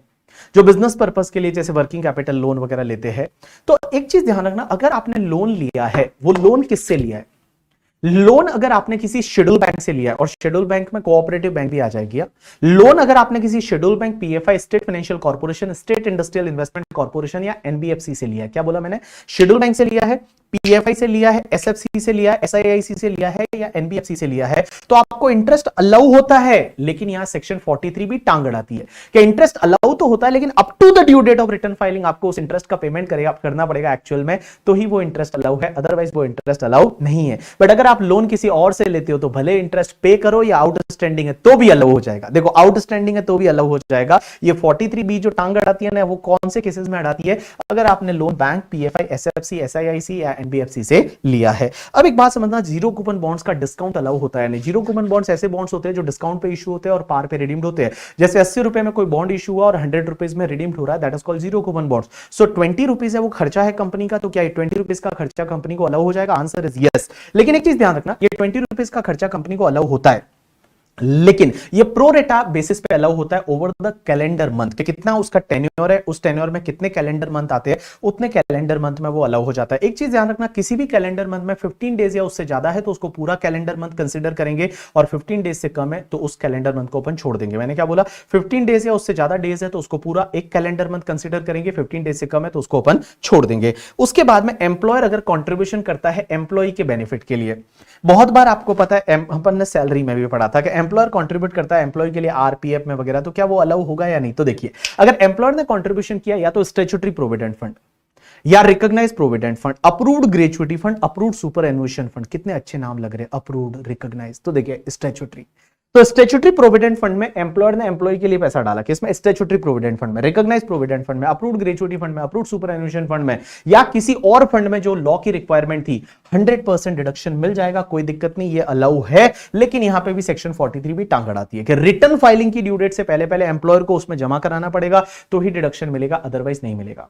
अब एक और चीज समझना, लेकिन unrecognised provident fund, unapproved gratuity fund, unapproved superannuation fund में कुछ भी कंट्रीब्यूशन किया या किसी और फंड में किया तो उस केस में डिडक्शन नहीं मिलता। अब एक और चीज समझना, अगर एम्प्लॉयर कंट्रीब्यूट करता है न्यू पेंशन स्कीम में या अटल पेंशन योजना में या सेंट्रल गवर्नमेंट पेंशन स्कीम में, जो कि अपन डिडक्शन टॉपिक में 80CCD में पढ़ते हैं, अगर उस पर्टिकुलर पेंशन स्कीम में एम्प्लॉयर ने कंट्रीब्यूशन किया तो क्या डिडक्शन मिलेगा एम्प्लॉयर को? आंसर इज यस, मिलेगा। लेकिन यहां पे एक लिमिट है कि जितना एम्प्लॉयर ने कंट्रीब्यूशन किया और 10% ऑफ सैलरी, और सैलरी में क्या लेना है? सिर्फ बेसिक सैलरी और डीए इन टर्म्स लेना है, ठीक है? Basic salary plus DA in terms लेना है करके, ठीक है? सैलरी का 10% और जितना कंट्रीब्यूशन किया व्हिचएवर इज लोअर का डिडक्शन मिलेगा। बट यहां पे भी 43 भी टांग अड़ाएगी और वो बोलती है कि रिटर्न फाइलिंग की ड्यू डेट से पहले पहले एक्चुअल में पेमेंट करना पड़ेगा। अब एक बात समझना, ये एक नई सेक्शन है, मतलब नई नहीं, थोड़ा एंटिक है और इसमें आपको ध्यान देना है थोड़ा। एक बात समझना, बहुत बार क्या होता है ना, एम्प्लॉयर एम्प्लॉय का कुछ पैसा काट के अपने पास रखता है, बोलता है तेरा पीएफ में डाल दूंगा या ईएसआई में डाल दूंगा, ऐसा बोलता है ना, पैसा काटता है करके, ठीक है? पीएफ के टूवर्ड्स एम्प्लॉय का कंट्रीब्यूशन, एम्प्लॉयर की जेब से नहीं डाल रहा, वो एम्प्लॉय का बेचारे का काट रहा है। तो एम्प्लॉय का अगर कुछ पैसा काटा, पीएफ का, ईएसआई का एंड ऑल, लॉ मेकर्स बोलते हैं कि एम्प्लॉयर को उस पैसे को जमा कराना पड़ेगा उस फंड में। कब तक? उस फंड की ड्यू डेट तक, रिटर्न फाइलिंग की ड्यू डेट नहीं बाबा, फंड की ड्यू डेट तक जमा कराना पड़ेगा। और पीएफ की ड्यू डेट क्या आती है? अगले महीने की 15, जमा कराना पड़ेगा अगले महीने की 15 तक, अदरवाइज वो एम्प्लॉयर की इनकम बन जाएगी। तो मैंने क्या बोला कि अगर एम्प्लॉयर ने एम्प्लॉय का पैसा काटा, पीएफ का, ईएसआई का, that has to be deposited in that fund up to the due date of that fund, otherwise वो एम्प्लॉयर की क्या बन जाएगी? इनकम बन जाएगी। अब एक और चीज समझना, एक होता है बेड डेट्स। क्वेश्चन ये आता है बेड डेट्स अलाउ होता है यानी? आंसर इज यस, आपको बेड डेट्स अलाउ हो जाएगा। लेकिन बेड डेट्स दो तरीके का होता है, एक तो तुम्हारा प्रोविजन फॉर बेड डेट्स, एक actual bad debts. Provision for bad debts allow नहीं होता, provision for bad debts allow नहीं है। अपने इनकम टैक्स में कोई भी प्रोविजन अलाउ नहीं है, provision for bad debts is not allowed. लेकिन अगर एक्चुअल बेड डेट्स है तो वो अलाउ हो जाएगा, आंसर इज यस। लेकिन बेड डेट्स दो तरह के होते हैं, एक सेल्स के रिलेटेड बेड डेट्स है, एक लोन का बेड डेट्स है। तो सेल्स से रिलेटेड बेड डेट्स है वो अलाउ होता है, कभी भी लोन से रिलेटेड बेड डेट्स है वो अलाउ नहीं होता। लेकिन एक चीज ध्यान रखना, अगर आपका बैंकिंग बिजनेस है, अगर आपका बैंकिंग बिजनेस है, मींस मनी लेंडिंग का ही बिजनेस है, तो उस केस में लोन से रिलेटेड बेड डेट्स है वो भी अलाउ हो जाता है। क्या बेड डेट्स लेने के लिए आपको ये प्रूव करना पड़ेगा कि वो डेट है वो बैड हो गया? Answer is no, there is no need to prove. देखो बेड डेट्स लेने के लिए दो कंडीशन है। पहली कंडीशन ये है कि वो डेट कभी ना कभी आपकी इनकम में कंसिडर हुआ हो, कभी इस साल में या पिछले किसी भी साल में आपकी इनकम में कंसिडर हुआ हो, तभी आप उसका बेड डेट्स ले सकते हैं। तभी मैं बोल रहा हूं सेल से रिलेटेड बेड डेट्स तो आप ले सकते हैं। और दूसरी चीज यह है कि जब भी आप बेड डेट्स लेते हैं तो आप डेटर्स को राइट ऑफ मानेंगे। आप जो डेटर है उस डेटर को राइट ऑफ मानेंगे। आप ऐसा नहीं करेंगे कि प्रोविजन फॉर बेड डेट्स वगैरह नहीं ले सकते, आप डेटर्स को राइट ऑफ मारेंगे। अब एक बात समझना, बहुत बार क्या होता है, एक आईसीडीएस करके कंसेप्ट आता है जो सीए फाइनल में पढ़ते हैं। मेनी टाइम क्या होता है कि आईसीडीएस के हिसाब से बहुत बार आप क्या करते हैं, इनकम को इंक्लूड कर देते हैं इनकम टैक्स में, बट अकाउंट्स में नहीं करते। तो अकाउंट्स में तो इनकम बताई नहीं, बट आपने क्या किया, इनकम टैक्स में इनकम को इंक्लूड कर दिया। अब उसका बैड डेट्स हो गया, तो राइट ऑफ कैसे करें? राइट ऑफ तो तब करेंगे ना जब अकाउंट्स में इनकम बताएंगे। अकाउंट्स में तो आपने इनकम बताई नहीं, लेकिन इनकम टैक्स में आपने इनकम बताई। तो क्वेश्चन ये आता, क्या बिना राइट ऑफ किए भी हम बैड डेट्स ले सकते हैं? आंसर इज यस, बिना राइट ऑफ किए भी आप बैड डेट्स ले सकते हैं, कोई दिक्कत नहीं है। अब एक और चीज समझना, सर बैड डेट्स की रिकवरी हुई तो, जैसे बैड डेट्स अब अलाउ हो गया, थोड़े टाइम के बाद में किसी आगे वाले जो बैड डेट्स हो गया, बट आगे वाले पर्सन में भगवान आ गए, राम आ गए, और वो वापस आपको पैसे देने आ जाता है। तो क्वेश्चन ये आता है कि बैड डेट्स की जो रिकवरी होती है, क्या रिकवरी टैक्सेबल होगी? Answer is yes. जब भी बैड डेट्स रिकवर होता है, वो रिकवरी टैक्सेबल होती है उस ईयर में जिस ईयर में वो रिकवर होता है। एक और चीज समझना, भले आपका उस टाइम पे वो बिजनेस है या नहीं, जैसे मान लो पहले मैं टेक्सटाइल का बिजनेस करता था इन 2008, और उससे रिलेटेड बैड डेट्स का रिकवरी हुआ इस साल में 2021 में, तो भी क्या टैक्सेबल होगा? आंसर इज यस, तो भी टैक्सेबल होगा, भले आपका वो बिजनेस है या नहीं, उससे कोई फर्क नहीं पड़ता। और टैक्सेबल कितना होता है? जितना रिकवरी होता है माइनस डिसअलाउड अर्लियर। एक एग्जांपल दे रखा है, उससे आप देखोगे तो आपको समझ में आ जाएगा। एक और चीज समझना, बैड डेट्स का रिकवरी आपके हाथ में टैक्सेबल तभी होगा जब बैड डेट जिसने क्लेम किया था और रिकवर कर रहा है वो सेम पर्सन है। अब एक चीज समझना, जैसे मान लो किसी पार्टनरशिप फर्म ने बैड डेट्स को क्लेम किया था और उसका पार्टनर उसको रिकवर करता है, तो क्या पार्टनर के हाथ में टैक्सेबल होगा? ना बाबा ना, पार्टनरशिप फर्म रिकवर करती है तो ही टैक्सेबल होगा। एक होता है फैमिली प्लानिंग के खर्चे, तो फैमिली प्लानिंग के जो खर्चे होते हैं उसका डिडक्शन सिर्फ कंपनी को मिलता है और किसी को नहीं मिलता, ओनली कंपनीज को मिलता है और किसी को नहीं मिलता। और एक चीज समझना, कंपनीज को मिलता है और किसी को नहीं मिलता। और फैमिली प्लानिंग में अगर रेवेन्यू एक्सपेंडिचर है 100% डिडक्शन, कैपिटल एक्सपेंडिचर है तो 5 इक्वल इंस्टॉलमेंट में डिडक्शन मिल जाएगा। उसके बाद security transaction tax and commodity transaction tax. अगर मान लो आप ट्रेडिंग करते हो सिक्योरिटी में, आप शेयर्स खरीदने बेचने का बिजनेस है, कमोडिटी एमसीएक्स में आप ट्रेडिंग करते हो, डेरिवेटिव्स वगैरह आप करते हो, तो उसमें जो भी आप एसटीटी सीटीटी पे करते हो उसका डिडक्शन आपको मिल जाएगा, पीएनडल के डेबिट में डाल सकते हो। तो जो भी एसटीटी सीटीटी है वो आप पीएनडल के डेबिट में डाल सकते हो। उसके बाद में जो तुम्हारा मार्क टू मार्केट लॉसेस है या अदर एक्सपेक्टेड लॉसेस है वो अलाउ होता है या नहीं, आपको यहां पे इस पे दिमाग लगाना नहीं है। आपको ध्यान रखना है मार्क टू मार्केट लॉसेस है वो अगर आईसीडीएस के हिसाब से है तो वो अलाउ हो जाएगा, अदरवाइज अलाउ नहीं होगा। उसके बाद एक सेक्शन आती है 37। 37 क्या बोलती है कि अगर कोई खर्चा है वो आपका 30 से लेकर 36 तक अलाउ नहीं हुआ, तो क्या 37 में अलाउ हो जाएगा? आंसर इज यस, 37 में अलाउ हो जाएगा अगर 3 कंडीशन सेटिस्फाइड होती है। पहली कंडीशन, वो खर्चा आपका Holi and exclusively business purpose के लिए होना चाहिए, वो होली एंड एक्सक्लूसिवली आपका बिजनेस पर्पस के लिए होना चाहिए, दैट इज फर्स्ट कंडीशन। दूसरी कंडीशन, वो खर्चा रेवेन्यू नेचर का होना चाहिए, कैपिटल नेचर का नहीं होना चाहिए। और तीसरी कंडीशन, वो खर्चा लीगल होना चाहिए। अगर इलीगल खर्चे हैं तो वो अलाउ नहीं होते, जो लीगल खर्चे हैं वो आपके अलाउ हो जाते हैं। अब एक बात समझना, यहां पे एक अमेंडमेंट आया इस साल से कि इलीगल एक्सपेंडिचर में क्या क्या आएगा। तो यहां पे लॉ मेकर्स ने लिखा कि अगर कोई भी एक्सपेंडिचर ऐसा है जो कि कोई आप ऑफेंस है and which is prohibited by any law for the time being in force in India और outside India, मींस इंडिया के लॉ में या इंडिया के बाहर कोई लॉ है और उसमें कोई भी चीज ऑफेंस है या प्रोहिबिटेड है, ऐसा आप एक्सपेंडिचर करते हो तो वो तुम्हारा इलीगल एक्सपेंडिचर हो जाएगा। एज वेल एज अगर आप कोई भी ऐसा किसी को भी कोई भी बेनिफिट देते हो या परक्यूजिट देते हो, किसी भी फॉर्म में दे रहे हो, किसी भी पर्सन को दे रहे हो, लेकिन वो जो पर्सन एक्सेप्ट कर रहा है उसके लिए अगर वो एक्सेप्ट कर रहा है वो किसी ना किसी लॉ का वायलेशन कर रहा है या किसी रूल का वायलेशन कर रहा है, रेगुलेशन का वायलेशन कर रहा है या गाइडलाइन का वायलेशन कर रहा है, तो ये भी तुम्हारे लिए इलीगल एक्सपेंडिचर हो जाएगा। एग्जांपल के लिए आपको पता रहेगा, जो फार्मास्यूटिकल्स कंपनी है या जो कैप्स्कैन लैबोरेटरी का केस लॉ है, उसमें क्या होता है कि डॉक्टर को अगर आप कोई रेफरल फीस देते हो या डॉक्टर को फ्री सैंपल्स देते हो, डॉक्टर ये एक्सेप्ट नहीं कर सकता, बट अगर डॉक्टर ये एक्सेप्ट करता है तो ये इलीगल एक्सपेंडिचर माना जाएगा, मींस आपके लिए ये इलीगल एक्सपेंडिचर माना जाएगा। उसके बाद में अगर मान लो आप कोई भी कंपाउंड करवाते हो किसी भी ऑफेंस को, जो ऑफेंस किसी भी लॉ में किया है और आपने कोई कंपाउंडिंग करा दिया, तो कंपाउंडिंग के लिए जो फीस देंगे वो भी आपका इलीगल एक्सपेंडिचर माना जाएगा। जैसे किसी बिल्डर ने क्या किया, एक बिल्डिंग बनाई लेकिन उसमें बायलॉज को फॉलो नहीं किया है, और वो बिल्डिंग जो बनाई उसके लिए फिर क्या होता है, बहुत बार गवर्नमेंट बिल्डिंग को तोड़ती नहीं है, लेकिन बहुत बार क्या होता है उसको लीगलाइज कर लेते हैं, दैट इज कॉल्ड कंपाउंडिंग करना। तो कंपाउंडिंग करने के लिए आपसे कुछ पैसे लिए जाते हैं, तो वो तुम्हारा इलीगल एक्सपेंडिचर माना जाएगा।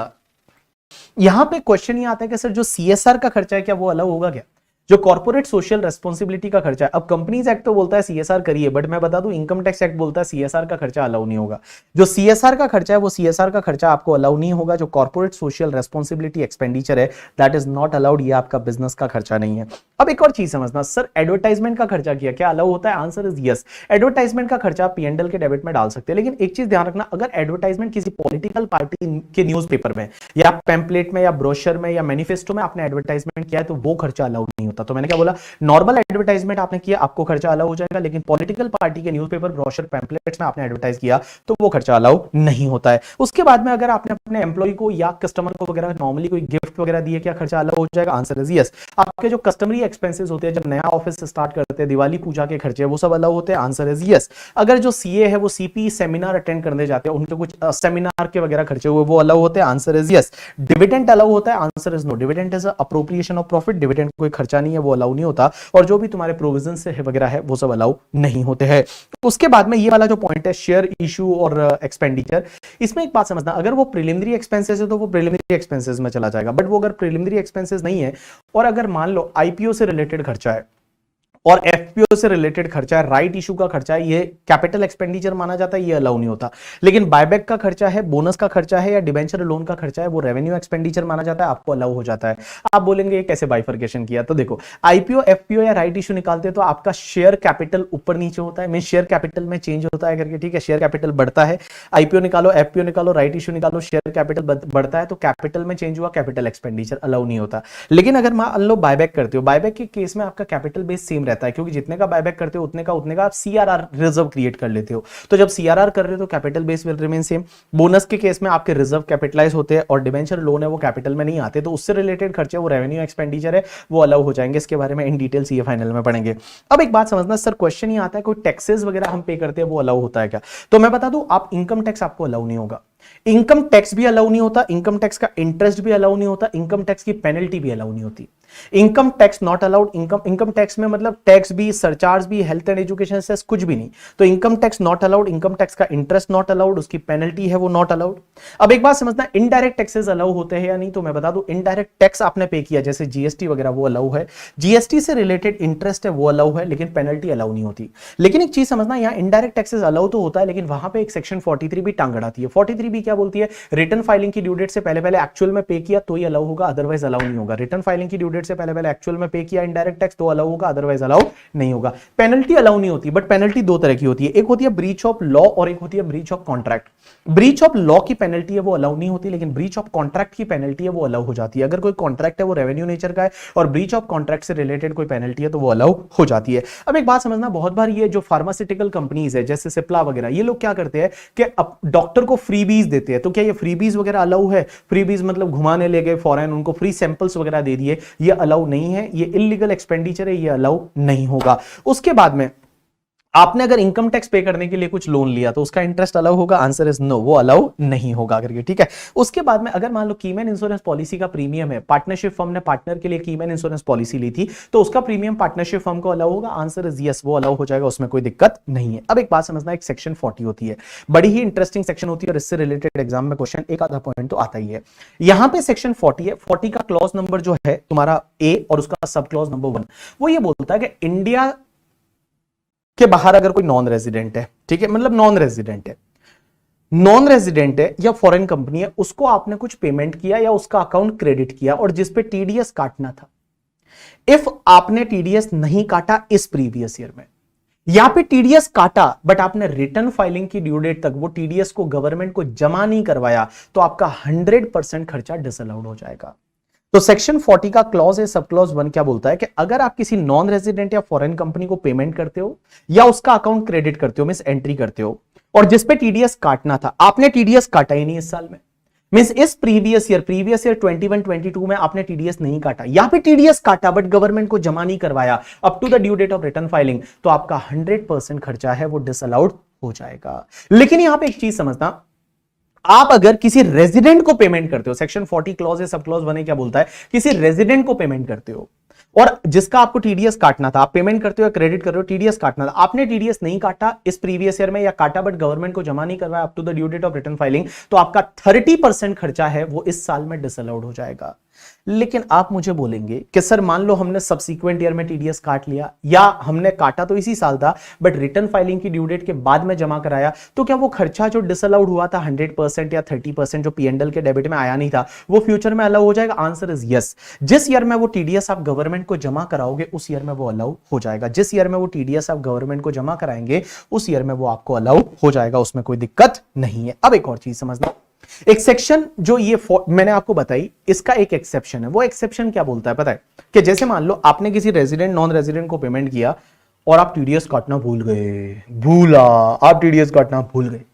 आप टीडीएस काटना भूल गए, तो आपको खर्चा डिसअलाउड हो जाएगा इस साल में 100% या 30%। नॉन रेजिडेंट था तो 100%, रेजिडेंट है तो 30%। खर्चा डिसअलाउड हो गया इस बार, मतलब पीएनडल के डेबिट में वो खर्चा आया ही नहीं। लेकिन वो वाला बंदा है ना, बड़ा ऑनेस्ट है, जो पेई है वो बड़ा ऑनेस्ट है, वो एकदम ही मतलब अरविंद केजरीवाल है या नहीं, I don't know, but example है। मान लो वो बड़ा ही ऑनेस्ट पर्सन है करके, ठीक है।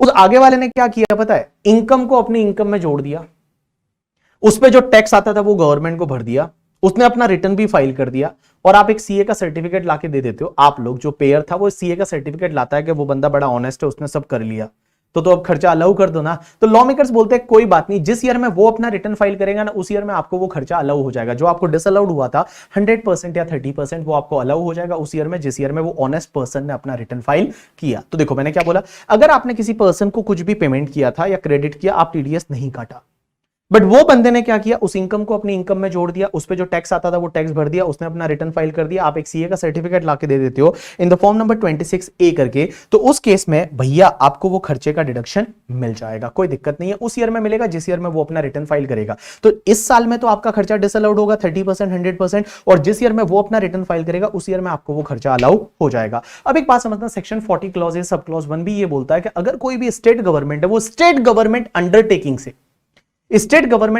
से अगर कोई भी रॉयल्टी चार्ज करती है, प्रिविलेज फीस चार्ज करती है, कोई भी फीस चार्ज करती है करके, ठीक है, तो वो रॉयल्टी या फीस है वो उस स्टेट गवर्नमेंट अंडरटेकिंग को अलाउ नहीं होगी। तो मैंने क्या बोला, स्टेट गवर्नमेंट अंडरटेकिंग जो है वो स्टेट गवर्नमेंट को कोई फीस रॉयल्टी वगैरह पे करती है और एक्सक्लूसिवली वो उन्हीं से चार्ज किया जा रहा है, तो इनको वो डिसअलाउड हो जाएगा, अलाउ नहीं होगा। उसके बाद एक और चीज समझना, एक सेक्शन 40 क्लॉज है, सब क्लॉज 3 बोलता है कि इंडिया के बाहर किसी नॉन रेजिडेंट को आप सैलरी पे करते हो, या इंडिया के अंदर, इंडिया के बाहर किसी को भी सैलरी पे करते हो, या इंडिया के अंदर किसी नॉन रेजिडेंट को सैलरी पे करते हो, और आपने अगर टीडीएस नहीं काटा या टीडीएस काटा बट टीडीएस की ड्यू डेट तक वो टीडीएस जमा नहीं करा है। टीडीएस की ड्यू डेट क्या रहती है पता है? अगले महीने की 7 तारीख, नेक्स्ट मंथ 7 तक आपने अगर वो टीडीएस जमा नहीं कराया, तो उस केस में आपको वो सैलरी अलाउ नहीं होगी। आपको सैलरी अलाउ नहीं है, सिर्फ सैलरी के केस में क्या है कि आप अगर किसी नॉन रेजिडेंट को इंडिया में या इंडिया के बाहर किसी को भी सैलरी का पेमेंट करते हो, तो आपको उसका टीडीएस काट के टीडीएस की ड्यू डेट तक जमा कराना है, तो ही आपको खर्चा अलाउ होगा, अदरवाइज वो खर्चा अलाउ नहीं होगा। सेक्शन 40 क्लॉज सब क्लॉज 5 ये बोलता है कि अगर आपका कोई नॉन मॉनेटरी परक्यूजिट है एम्प्लॉय का, और नॉन मॉनेटरी परक्यूजिट पे टैक्स है वो एम्प्लॉयर भर रहा है, एम्प्लॉयर अपनी खुद की पॉकेट से टैक्स भर रहा है, तो एम्प्लॉयर को उसका डिडक्शन नहीं मिलेगा, क्योंकि वो टैक्स है वो एम्प्लॉय के हाथ में एग्जेम्प्ट होता है अंडर सेक्शन 1010cc। तो 1010cc में जब एम्प्लॉय के हाथ में एग्जेम्प्ट हो रहा है, तो एम्प्लॉयर को इसका कोई भी डिडक्शन नहीं मिलेगा। अब एक सेक्शन 40A सब सेक्शन 2 ये बोलती है कि आप अपने रिलेटिव को पेमेंट करते हैं, तो असेसिंग ऑफिसर के पास में ये पावर है कि उसमें से रीजनेबल खर्चा अलाउ करेगा और अनरीजनेबल डिसअलाउड कर देगा। जैसे मान लो मैं मेरी वाइफ को सैलरी देता हूं, तो उस केस में वाइफ के लिए जो रीजनेबल सैलरी है वो अलाउ हो जाएगी, अनरीजनेबल सैलरी मेरे बिजनेस में डिसअलाउड हो जाएगी। लेकिन क्वेश्चन ये आता है यहां पे रिलेटिव होता कौन है? तो सबसे पहले अगर मैं बात करूं, अगर कोई इंडिविजुअल है तो इंडिविजुअल के लिए रिलेटिव होगा spouse, mother, father, brother, sister, lineal ascendant and lineal descendant. क्या बोला मैंने? Spouse, mother, father, brother, sister, lineal ascendant and lineal descendant करके, ठीक है। अगर कोई पार्टनरशिप फर्म है तो पार्टनरशिप फर्म के रिलेटिव कौन होंगे? उसके पार्टनर एंड पार्टनर के रिलेटिव। कंपनी है तो कंपनी के लिए डायरेक्टर एंड डायरेक्टर के रिलेटिव। एओपी बीवाई है तो मेंबर एंड उसके रिलेटिव करके, ठीक है। अब एक चीज समझना, अगर कोई पर्सन है, अगर कोई एनी पर्सन है, वो एनी पर्सन हो सकता है, ये एनी पर्सन है, वो एनी पर्सन, और दूसरा भी एनी पर्सन है, ठीक है। अब एक बात समझना, ये एनी पर्सन एंड उसके रिलेटिव, आप चाहिए तो यहां पे लिख लीजिए एंड उसके रिलेटिव करके, ठीक है। यहां पे भी एनी पर्सन एंड उसके रिलेटिव। अब एक बात समझना, ये पर्सन अगर इस दूसरे पर्सन, ये पर्सन और उसके रिलेटिव मिलके किसी दूसरे पर्सन के बिजनेस में सब्सटेंशियल इंटरेस्ट रखते हैं, या ये पर्सन और इसके रिलेटिव मिलके इसके बिजनेस में सब्सटेंशियल इंटरेस्ट रखते हैं, तो ये आपस में रिलेटिव हो जाएंगे। जैसे होल्डिंग सब्सिडरी कंपनी है, एक होल्डिंग कंपनी सब्सिडरी कंपनी में सब्सटेंशियल इंटरेस्ट रखती है, तो वो आपस में रिलेटिव मान लिए जाते हैं। यहां सब्सटेंशियल इंटरेस्ट का मतलब होता है 20% और मोर का इक्विटी शेयर होल्डिंग और 20% और मोर का PSR, that is called your substantial interest, जैसा अपन क्लबिंग में पढ़ते हैं। एक और चीज समझना, अगर कोई होल्डिंग कंपनी है और होल्डिंग की 2 सब्सिडरी कंपनी है, तो obviously holding and subsidiary company तो आपस में रिलेटिव होगी, ये तो आपस में रिलेटिव होगी, ये तो आपस में रिलेटिव होगी। लॉ मेकर्स बोलते हैं ये आपस में जो सब्सिडरी कंपनी है ना, ये भी आपस में रिलेटिव मानी जाएगी। अब अब एक और चीज समझना, सेक्शन 40A सब सेक्शन 3 ये क्या बोलता है कि आप सिंगल डे में किसी भी पर्सन को, सिंगल डे में सिंगल पर्सन को 10,000 से ज्यादा का अगर आप पेमेंट करते हैं तो आपको अकाउंट पे ही cheque, account payee demand draft, any mode of electronic clearing system through bank account और एनी अदर इलेक्ट्रॉनिक मोड से ही पेमेंट करना पड़ेगा। आप कैश में पेमेंट नहीं कर सकते। अगर आप कैश में पेमेंट करते हैं तो आपका वो खर्चा 100% डिसअलाउड हो जाएगा। तो in a single day single person को 10,000 से ज्यादा का आप कैश में पेमेंट नहीं कर सकते। कैसे करना है? अकाउंट पे ही cheque, account payee demand draft, any mode of electronic clearing system. क्या हम सर क्रॉस चेक से कर सकते? नहीं कर सकते। बियरर चेक से कर सकते? नहीं कर सकते। सिर्फ आपको अकाउंट पे ही cheque, account payee demand draft, any mode of electronic clearing system through bank account और any other electronic mode as may be prescribe, वो ही अलाउ है। लेकिन एक चीज समझना, अगर आप ट्रांसपोर्टर को पेमेंट करते हैं तो ये लिमिट 35,000 की हो जाती है। मींस ट्रांसपोर्टर को आप 35,000 तक सिंगल डे में कैश में पेमेंट कर सकते हैं, 35,000 से ज्यादा नहीं कर सकते। अब एक और चीज समझना, बहुत बार ऐसा हो सकता है कि आपने खर्चे का डिडक्शन तो पहले ही ले लिया है। जैसे मान लो मैंने परचेज है वो 2 इयर्स अगो किया था, तो परचेज मैंने अक्रूवल बेसिस पे डिडक्शन ले लिया था। इस साल में मैं उसका खर्चे का पेमेंट कैश में कर देता हूं, तो आप बोलोगे खर्चा अलाउ नहीं होगा, डिसअलाउड होगा। अरे वो तो अलाउ 2 साल पहले हो गया है ना, तो अब क्या होगा? तो इस साल में वो आपकी इनकम बनेगी। तो मैंने क्या बोला, अगर आपने खर्चे का पहले आपने अक्रूवल बेसिस पे डिडक्शन ले लिया है और करंट ईयर में आप उसको कैश में पेमेंट करते हैं 10,000 से ज्यादा सिंगल डे में सिंगल पर्सन को, तो करंट ईयर में वो आपकी क्या बन जाएगी? इनकम बन जाएगी। यू गॉट माय पॉइंट और नॉट? यस। अब एक और चीज समझना, यहां पे कुछ जो है वो एक्सेप्शन है जहां पे आप कैश में पेमेंट कर सकते हैं। सबसे पहला, अगर मान लो आप गवर्नमेंट को पेमेंट करते हैं, बैंक को पेमेंट करते हैं, LIC को पेमेंट करते हैं, RBI को पेमेंट करते हैं, इनको आप कितना भी कैश में पेमेंट कर सकते हैं। दूसरा, अगर आप NEFT RTGS वगैरह है या क्रेडिट कार्ड, डेबिट कार्ड है, भीम UPI QR कोड, उससे पेमेंट करते हैं, वो आपके इलेक्ट्रॉनिक मोड माने जाते हैं, चलेगा। अब एक और चीज समझना, अगर आपने किसी को बुक एंट्री से पेमेंट किया तो भी चलेगा। बुक एंट्री का मतलब क्या होता है पता है? मैं आपके 10 लाख मांगता हूं, आप मेरे 7 लाख मांगते हो। मैं आपके 10 लाख मांगता हूं, आप मेरे 7 लाख मांगते हो। हम 7 लाख को स्क्वायर ऑफ कर देते हैं, that is called book entry, तो चलेगा, कोई दिक्कत नहीं। या फिर आप क्या करते हैं, किसी प्रोड्यूसर को पेमेंट करते हैं एग्रीकल्चर प्रोडक्ट का या फॉरेस्ट प्रोडक्ट का, पोल्ट्री प्रोडक्ट का, फिश प्रोडक्ट का, लाइव स्टॉक के लिए। मींस आप किसी किसान से गेहूं खरीदते हैं, किसी मछुआरे फिशरमैन से आप फिश खरीदते हैं या किसी से आप एनिमल्स वगैरह खरीदते हैं, उसके लिए आप कितना भी कैश में पेमेंट कर सकते हैं, कोई दिक्कत नहीं है। या फिर आप अपने एम्प्लॉय को रिटायरमेंट बेनिफिट देते हैं। रिटायरमेंट बेनिफिट का मतलब ग्रेचुइटी, पेंशन वगैरह है, उसमें 50,000 तक का लिमिट है, आप 50,000 तक कैश में पेमेंट कर सकते हैं, कोई दिक्कत नहीं। या फिर पेमेंट आप किसी ऐसी जगह कर रहे हैं जहां पे बैंक फैसिलिटी अवेलेबल नहीं है, मींस ऐसे किसी गांव या ढाणी में पेमेंट कर रहे हैं जहां बैंक फैसिलिटी अवेलेबल नहीं है, तो आप कैश में पेमेंट कर सकते हैं। एक और चीज समझना, अगर मान लो आप पेमेंट कर रहे हैं अपने एम्प्लॉय को एज अ सैलरी का, और वो बंदा जो है ना वो 15 डेज से ज्यादा के लिए कहीं बाहर जा रहा है, 15 डेज से ज्यादा के लिए क्या कर रहा है, 15 डेज या उससे ज्यादा के लिए वो बाहर जा रहा है, या फिर वो शिप पे वगैरह जा रहा है और वहां पे कोई बैंक फैसिलिटी अवेलेबल नहीं है, तो उसको आप कैश में सैलरी का पेमेंट करेंगे तो चलेगा, कोई दिक्कत नहीं है, आपको चलेगा। अब एक और चीज समझना, आप अपने किसी एजेंट को पेमेंट करते हैं और एजेंट को आगे कैश में पेमेंट करना जरूरी है। आप एजेंट को पेमेंट करते हैं और एजेंट को आगे कैश में पेमेंट करना जरूरी है। जैसे मेरा एक एजेंट है, वो हरियाणा मान लो चावल खरीदने जा रहा है, गेहूं खरीदने जा रहा है, एग्रीकल्चर प्रोड्यूस खरीदने जा रहा है और उसको आगे किसान को कैश में पेमेंट करना पड़ेगा, तो मैंने मेरे एजेंट को कैश में पेमेंट किया तो चलेगा, कोई दिक्कत नहीं है। एक और चीज समझना, अगर मान लो जो मनी चेंजर होते हैं, मनी चेंजर जो है वो उनको कैश, ऑब्वियसली अगर मान लो डॉलर खरीदने हैं तो इंडियन रुपीज कैश में पेमेंट करना पड़ेगा, वो कैश में पेमेंट कर सकते हैं। और एक और चीज समझना, अगर आप कोई भी ऐसा प्रोडक्ट खरीदते हैं किसी पर्सन से जो मैन्युफैक्चर कर रहा है किसी कोटेज इंडस्ट्री में, without the aid of the power, means help power की नहीं ले रहा, बिना इलेक्ट्रिसिटी की हेल्प से कोटेज इंडस्ट्री में अगर कुछ मैन्युफैक्चर कर रहा है, उसका कोई प्रोडक्ट आप खरीदते हैं कैश में, चलेगा, कोई दिक्कत नहीं है। अब एक और चीज समझना, 40 सब सेक्शन 7 ये बोलता है कि प्रोविजन फॉर ग्रेचुइटी आपका डिसअलाउड होगा। आप इतना ध्यान रखिए, प्रोविजन सब डिसअलाउड होते हैं, ठीक है। तो अगर कोई प्रोविजन फॉर ग्रेचुइटी है वो डिसअलाउड होगा। ग्रेचुइटी में अगर आपने एक्चुअल ग्रेचुइटी पे किया तो अलाउ है, या फिर अप्रूव्ड ग्रेचुइटी फंड में आपने कंट्रीब्यूशन किया तो अलाउ है। आप सिर्फ प्रोविजन करते हैं तो प्रोविजन अलाउ नहीं होता है। अब एक और चीज समझना, ये 43B आया। 43B क्या बोलती है? बहुत सारी जगह टांग अड़ाती थी। सर कहां पे टांग अड़ाती थी? बहुत सारी जगह टांग अड़ाती थी। तो मैं अब आपको रिवाइज करा देता हूं कि वो कहां पे टांग अड़ाती थी। सबसे पहले अगर मान लो आपका कोई टैक्स ड्यूटी या सेस है, मींस इनडायरेक्ट टैक्सेस की बात करते हैं, या बोनस एंड कमीशन जो एम्प्लॉय वाला है, या फिर एम्प्लॉयर का contribution SPF, RPF, AGF, ASF वाला, या जो नेशनल पेंशन स्कीम वाला है एम्प्लॉयर का कंट्रीब्यूशन करके, ठीक है। या फिर तुम्हारा कोई लोन लिया है, और लोन किससे लिया है? शेड्यूल बैंक से, PFI से, या फिर आपका state financial corporation, state industrial investment corporation या NBFC से लोन लिया है। या लीव एनकैशमेंट, मींस आपने एम्प्लॉय का जो लीव सैलरी है, या आपने कोई रेलवे का असेट यूज किया था और रेलवे को कुछ पेमेंट कर रहे हैं। तो एक चीज ध्यान रखना, ये जो 6 पेमेंट है ना, 5-6 पेमेंट्स है, ये आपको रिटर्न फाइलिंग की ड्यू डेट तक करना ही पड़ेगा। अगर आपने इस साल रिटर्न फाइलिंग की ड्यू डेट तक कर दिया ये पेमेंट तो इस साल अलाउ होगा, अदरवाइज इस साल अलाउ नहीं होगा। फिर जिस ईयर में आप पेमेंट करेंगे उस ईयर में अलाउ होगा। तो मैंने क्या बोला, सबसे पहले आपका अगर कोई taxes duty SMS indirect taxes की बात कर रहे हैं, या एम्प्लॉयर का कंट्रीब्यूशन कौन सा, SPF, RPF, approved gratuity fund, approved superannuation fund, new pension scheme, या कोई भी फंड जो लॉ के हिसाब से है, बोनस कमीशन टू एम्प्लॉय करके, या फिर आपका interest on loan taken from the schedule bank including cooperative bank. Cooperative bank भी शेड्यूल बैंक होती है, पीएफआई है, एसएफसी है, एसआईआईसी है, या एनबीएफसी है। उसके बाद में आपका जो भी लीव एनकैशमेंट है जिसको हम लीव सैलरी बोल सकते हैं, और आपने कोई रेलवे का असेट यूज किया उनके लिए कुछ पेमेंट कर रहे हैं, तो आपको रिटर्न फाइलिंग की ड्यू डेट तक एक्चुअल में पेमेंट करना पड़ेगा। तो खर्चा इस साल में अलाउ होगा, अदरवाइज इस साल में खर्चा अलाउ नहीं होगा। उसके बाद एक सेक्शन होती है 43A। 43A क्या बोलती है, बड़ी सिंपल सेक्शन है कि इंडिया के बाहर से अगर आपने कोई असेट खरीदी, ध्यान देना मेरे वर्ड्स पे, इंडिया के बाहर से कोई असेट खरीदी है, या तो इंडिया के बाहर से असेट खरीदी है फॉरेन करेंसी लोन लेके, या सप्लायर क्रेडिट पे, जिससे खरीदी है वो उसने क्रेडिट दिया 1 महीने 2 महीने 4 महीने का जो भी है क्रेडिट दिया है, तो सप्लायर क्रेडिट पे या फिर फॉरेन करेंसी लोन लेके आपने इंडिया के बाहर से कोई एसेट खरीदी है, तो लॉ मेकर्स ये बोलते हैं कि आपने खरीदते टाइम तो उस टाइम का जो फॉरेन एक्सचेंज रेट होगा उससे आपने अपने बुक्स में उसको रिकॉर्ड कर लिया होगा।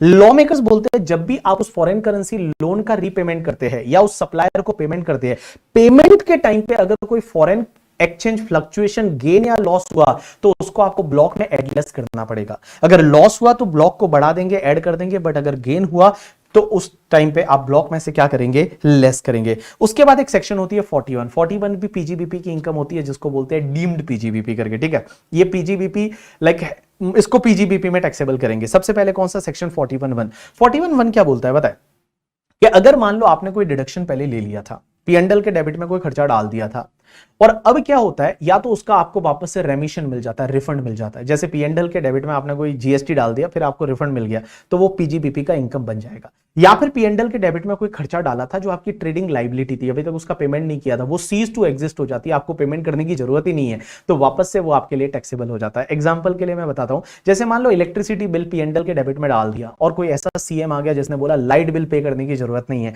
तो उतने से आप धनवान हो गए, उससे उतने से आप प्रॉफिट में आ गए, तो वो वापस से आपके लिए पीजीबीपी में टैक्सेबल हो जाएगा करके। अब एक और चीज समझना, यहां पे अगर आपका वर्किंग कैपिटल लोन का विवो होता है, बिकॉज वर्किंग कैपिटल लोन का पैसा आप रेवेन्यू खर्चों के लिए यूज करते हैं, तो पीएनडल के डेबिट में खर्चे डाले होंगे, और उसका अगर विवो हो जाता है तो वो भी आपके 41(1) में टैक्सेबल हो जाएगा। या फिर मान लो मैं परचेज किसी से किया था और परचेज किया और वो आगे वाले पर्सन को पेमेंट ही करना नहीं पड़ा, मतलब इसमें बैड डेट्स हो गया, मजा आ गया अपने को, तो क्योंकि परचेज किया था और बैड डेट्स उसने डाल दिया, तो अपने को फायदा हो गया, तो उतना वापस से पीजीबीपी में टैक्सेबल हो जाएगा। एक सेक्शन होती है 41(3) और इससे रिलेटेड बेटा जो जनवरी या दिसंबर का जो एग्जाम हुआ था उसमें क्वेश्चन पूछा गया था।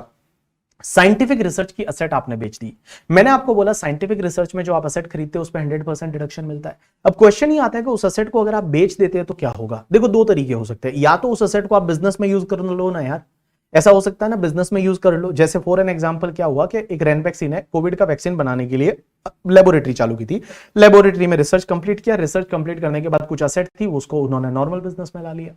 अगर नॉर्मल बिजनेस में आप ला लेते हो तो उस केस में आपको ब्लॉक में ऐड करना पड़ेगा, बट ब्लॉक में कौन सी वैल्यू से ऐड करोगे, निल वैल्यू से, जैसा एक्सप्लेनेशन नंबर 1 ऑफ सेक्शन 43(1) में दे रखा था, आपको निल वैल्यू से ऐड करना है।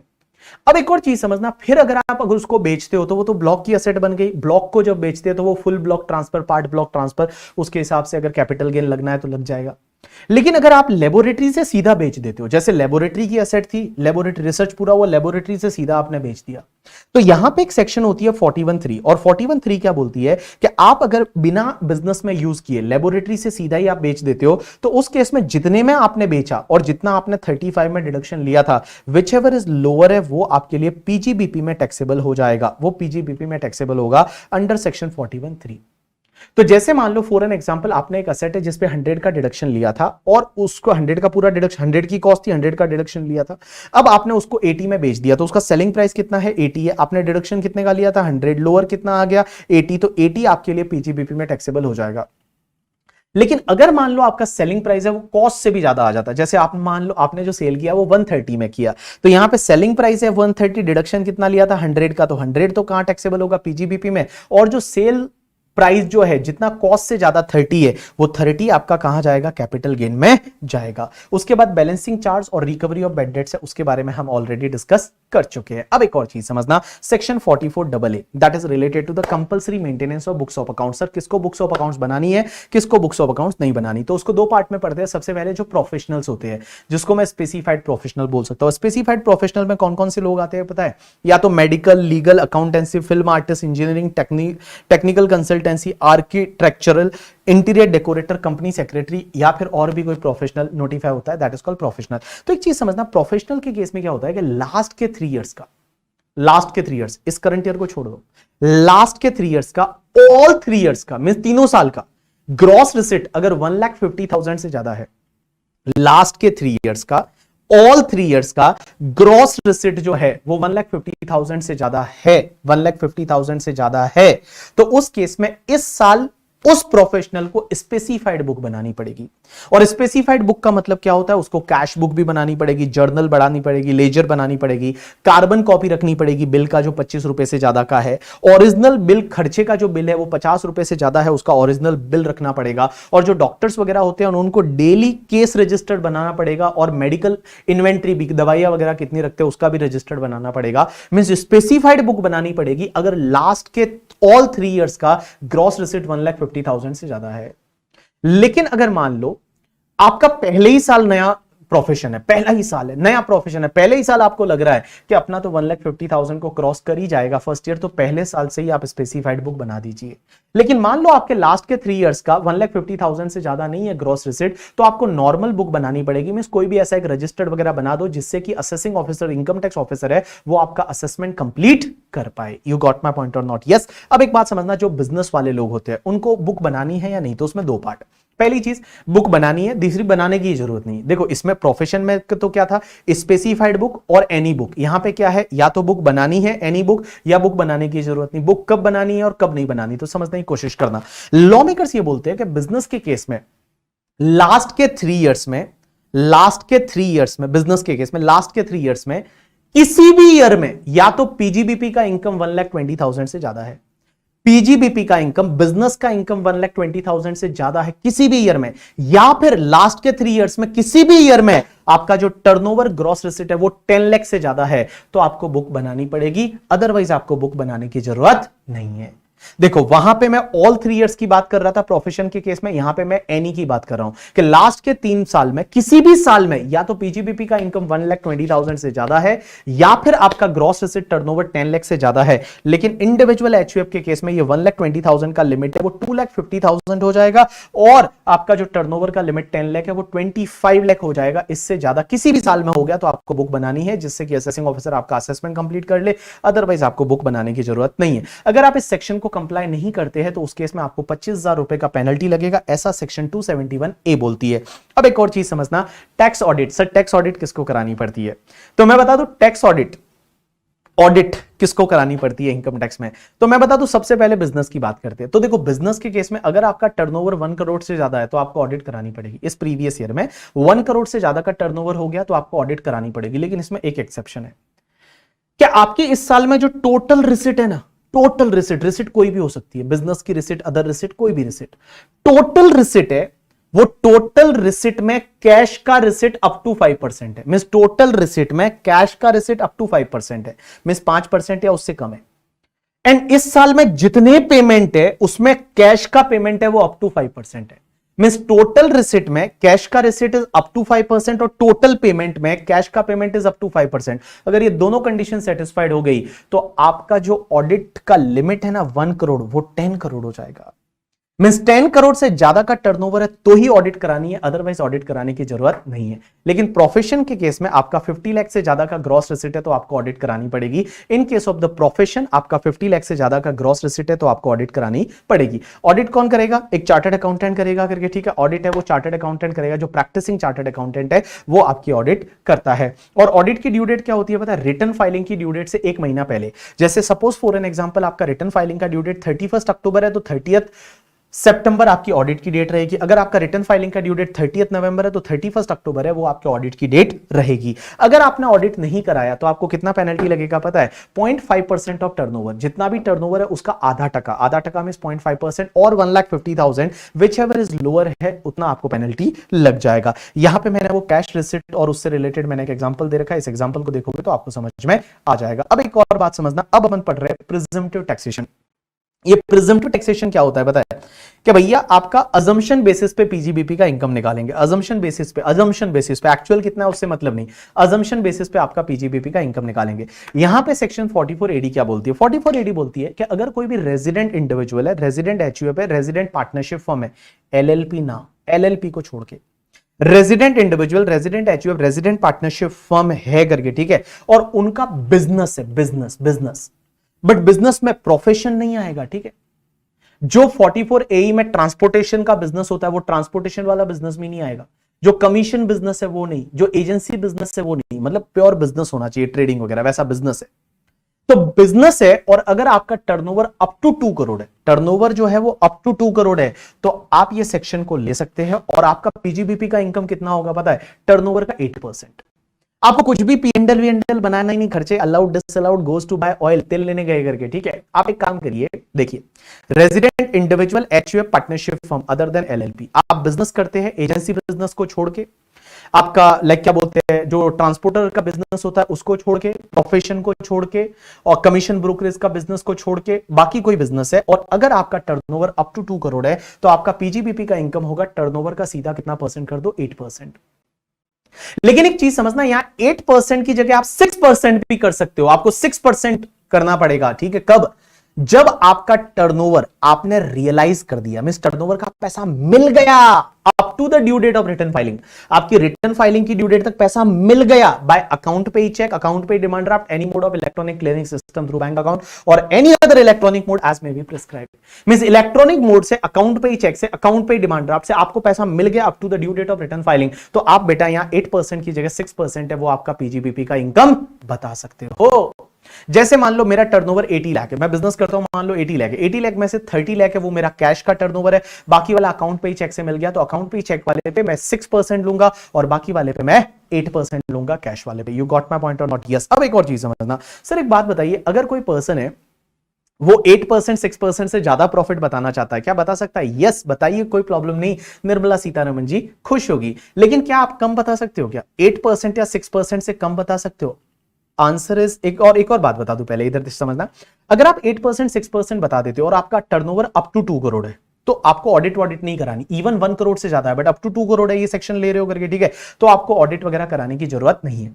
लेकिन एक चीज समझना, अगर आप 6% 8% से कम बताते हो और आपका नेट टैक्सेबल इनकम है वो बेसिक एग्जेम्पशन से ज्यादा है, मींस नेट टैक्सेबल इनकम है वो 2.5 लाख से ज्यादा है, बेसिक एग्जेम्पशन से ज्यादा है, तो लॉ मेकर्स बोलते हैं आपको ऑडिट करानी पड़ेगी और उसके साथ साथ में बुक्स ऑफ अकाउंट्स भी बनानी पड़ेगी। तो देखो, अगर आप 8% 6% से कम प्रॉफिट डिक्लेयर करते हैं और आपका net taxable income basic exemption से ज्यादा है तो आपको ऑडिट करानी पड़ेगी और बुक्स ऑफ अकाउंट्स भी मेंटेन करनी पड़ेगी। अब एक और चीज समझना, यहां पर एक बड़ी भारी चीज है, और वो चीज क्या है बताए कि एक बार अगर आपने 44 एडी को लिया, एक बार आपने 44 एडी को लिया तो उसके अगले 5 साल आपको 44 एडी को लेना पड़ेगा। Means once you have opted 44 AD तो उसके अगले 5 साल तक आपको 44 एडी को लेना पड़ेगा।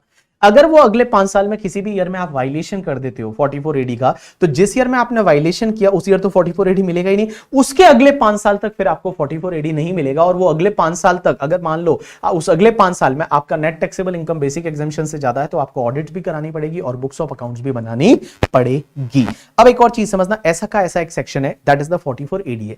44 एडीए क्या बोलता है? प्रोफेशनल्स के लिए है कि जो भी प्रोफेशनल होते हैं, जो मैंने अभी आपको प्रोफेशनल की बात की थी, जो भी प्रोफेशनल होते हैं, और प्रोफेशनल के केस में सिर्फ रेजिडेंट इंडिविजुअल या रेजिडेंट पार्टनरशिप फर्म, यही लोग आएंगे प्रोफेशनल में, एलएलपी को छोड़ के, ये अमेंडमेंट है। रेजिडेंट इंडिविजुअल या रेजिडेंट पार्टनरशिप फर्म है करके, ठीक है, जो प्रोफेशन में है और उनका gross receipt up to 50 lakh है, gross receipt up to 50 lakh है, तो उनका पीजीबीपी का इनकम कितना होगा पता है? ग्रॉस रिसिट का 50%, बस ग्रॉस रिसिट का 50% आपका पीजीबीपी का इनकम। जैसे ग्रॉस रिसिट आपका 30 लाख है तो 30 लाख का 50% कर दीजिए 15 लाख, 15 लाख आपका पीजीबीपी का इनकम बन जाएगा। अब एक और चीज समझना, अगर आप 44 एडीए के हिसाब से अपनी इनकम 50% बता देते हो या उससे ज्यादा बता देते हो तो उस केस में आपको ऑडिट नहीं करानी, बुक्स ऑफ अकाउंट्स नहीं बनानी। लेकिन अगर मान लो आप 50% से कम बताते हो और आपका net taxable income basic exemption से ज्यादा है तो आपको बुक्स ऑफ अकाउंट्स बनानी पड़ेगी और उसके साथ साथ में आपको ऑडिट भी करानी पड़ेगी। अब एक चीज में इसमें वो वाला फालतूगिरी नहीं है, कौन सा वाला कि 5 साल तक वाला, ऐसा ऐसे इसमें कुछ नहीं है।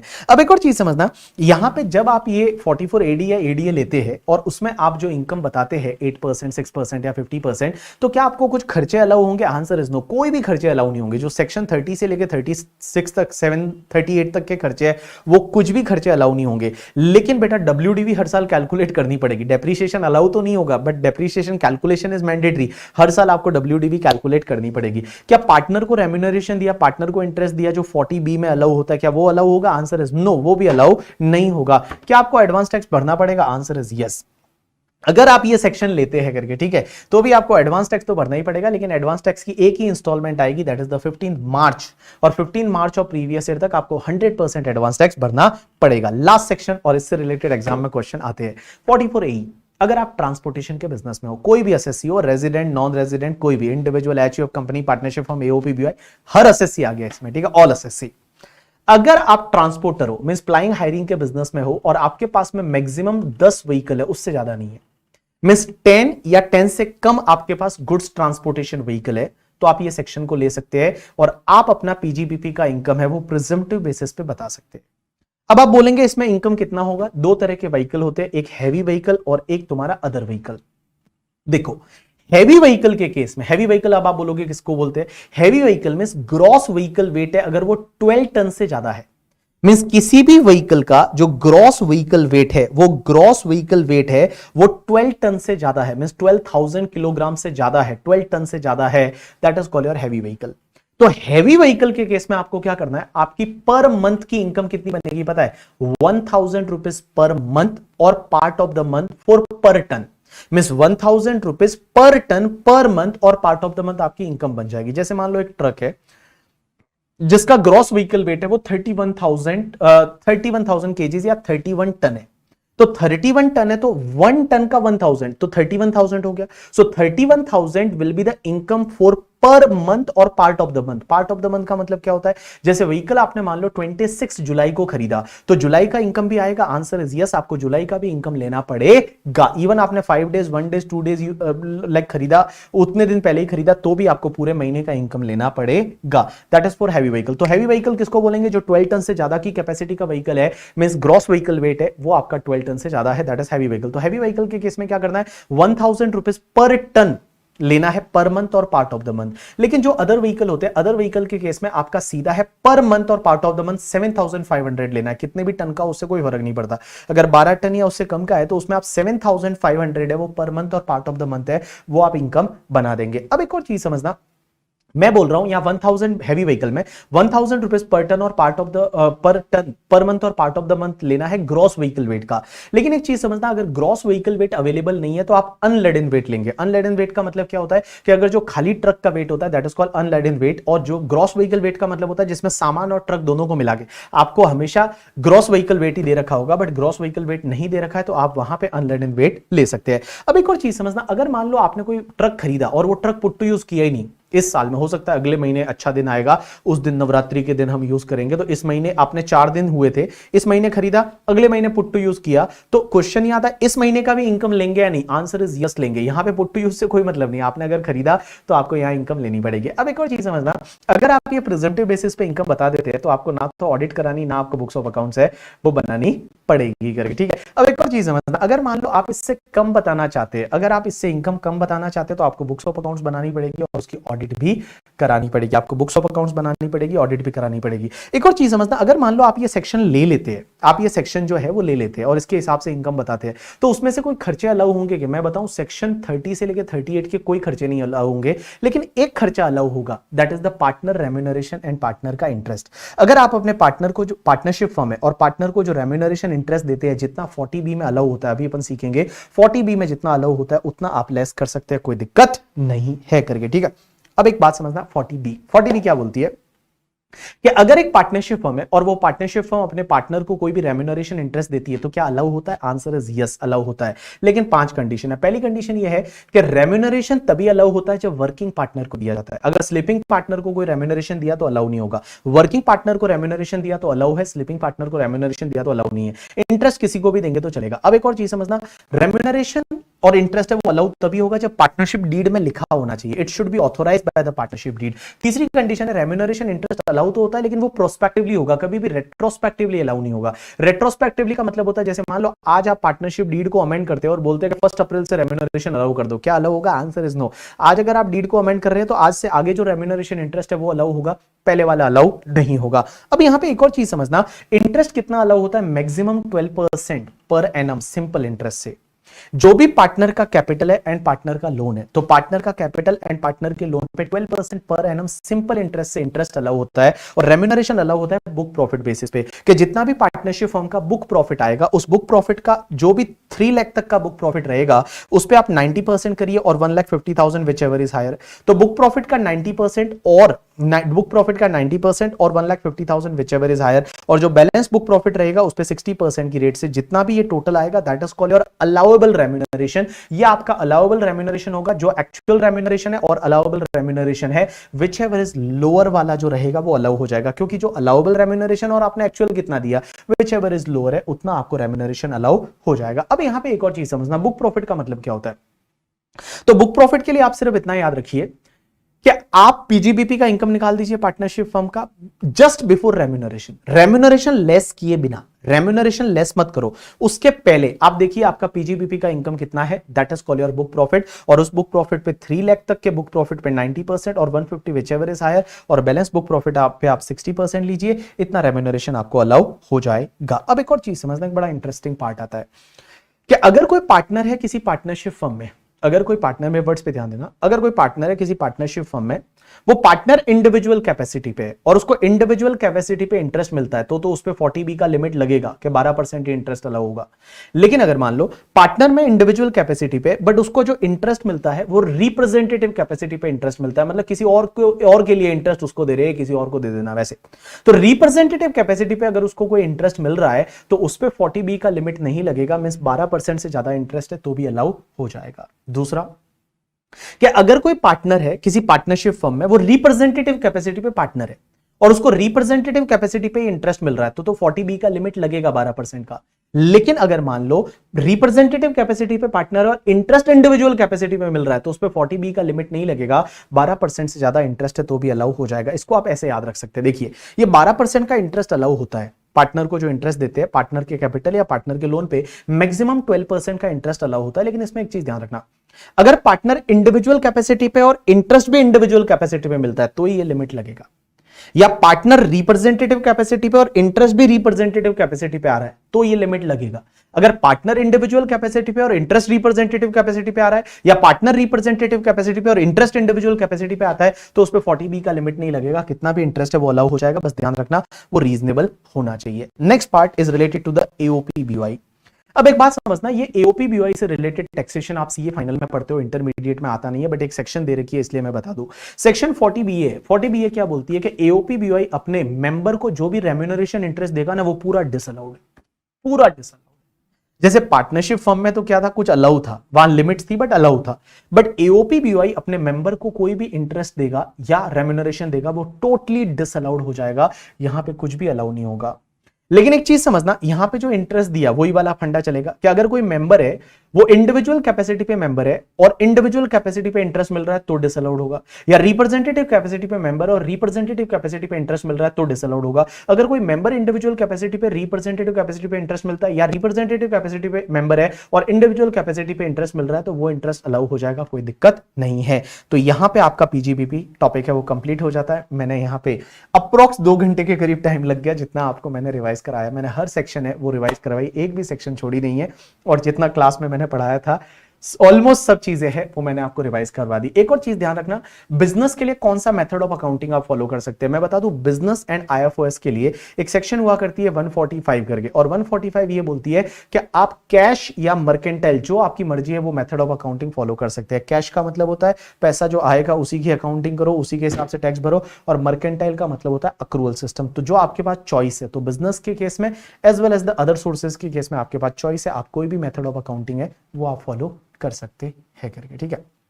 सो गाइस, यहां पे आपका पीजीबीपी का जो रिवीजन है वो कंप्लीट होता है। मेरी आपसे एक ही रिक्वेस्ट है कि अब आपके एग्जाम्स की डेट आ गई है, और लाइक आप बड़ा सीरियस हो जाओ पढ़ाई को लेके, मतलब सीरियस नहीं, सिंसियर थोड़ा हो जाओ पढ़ाई को लेके।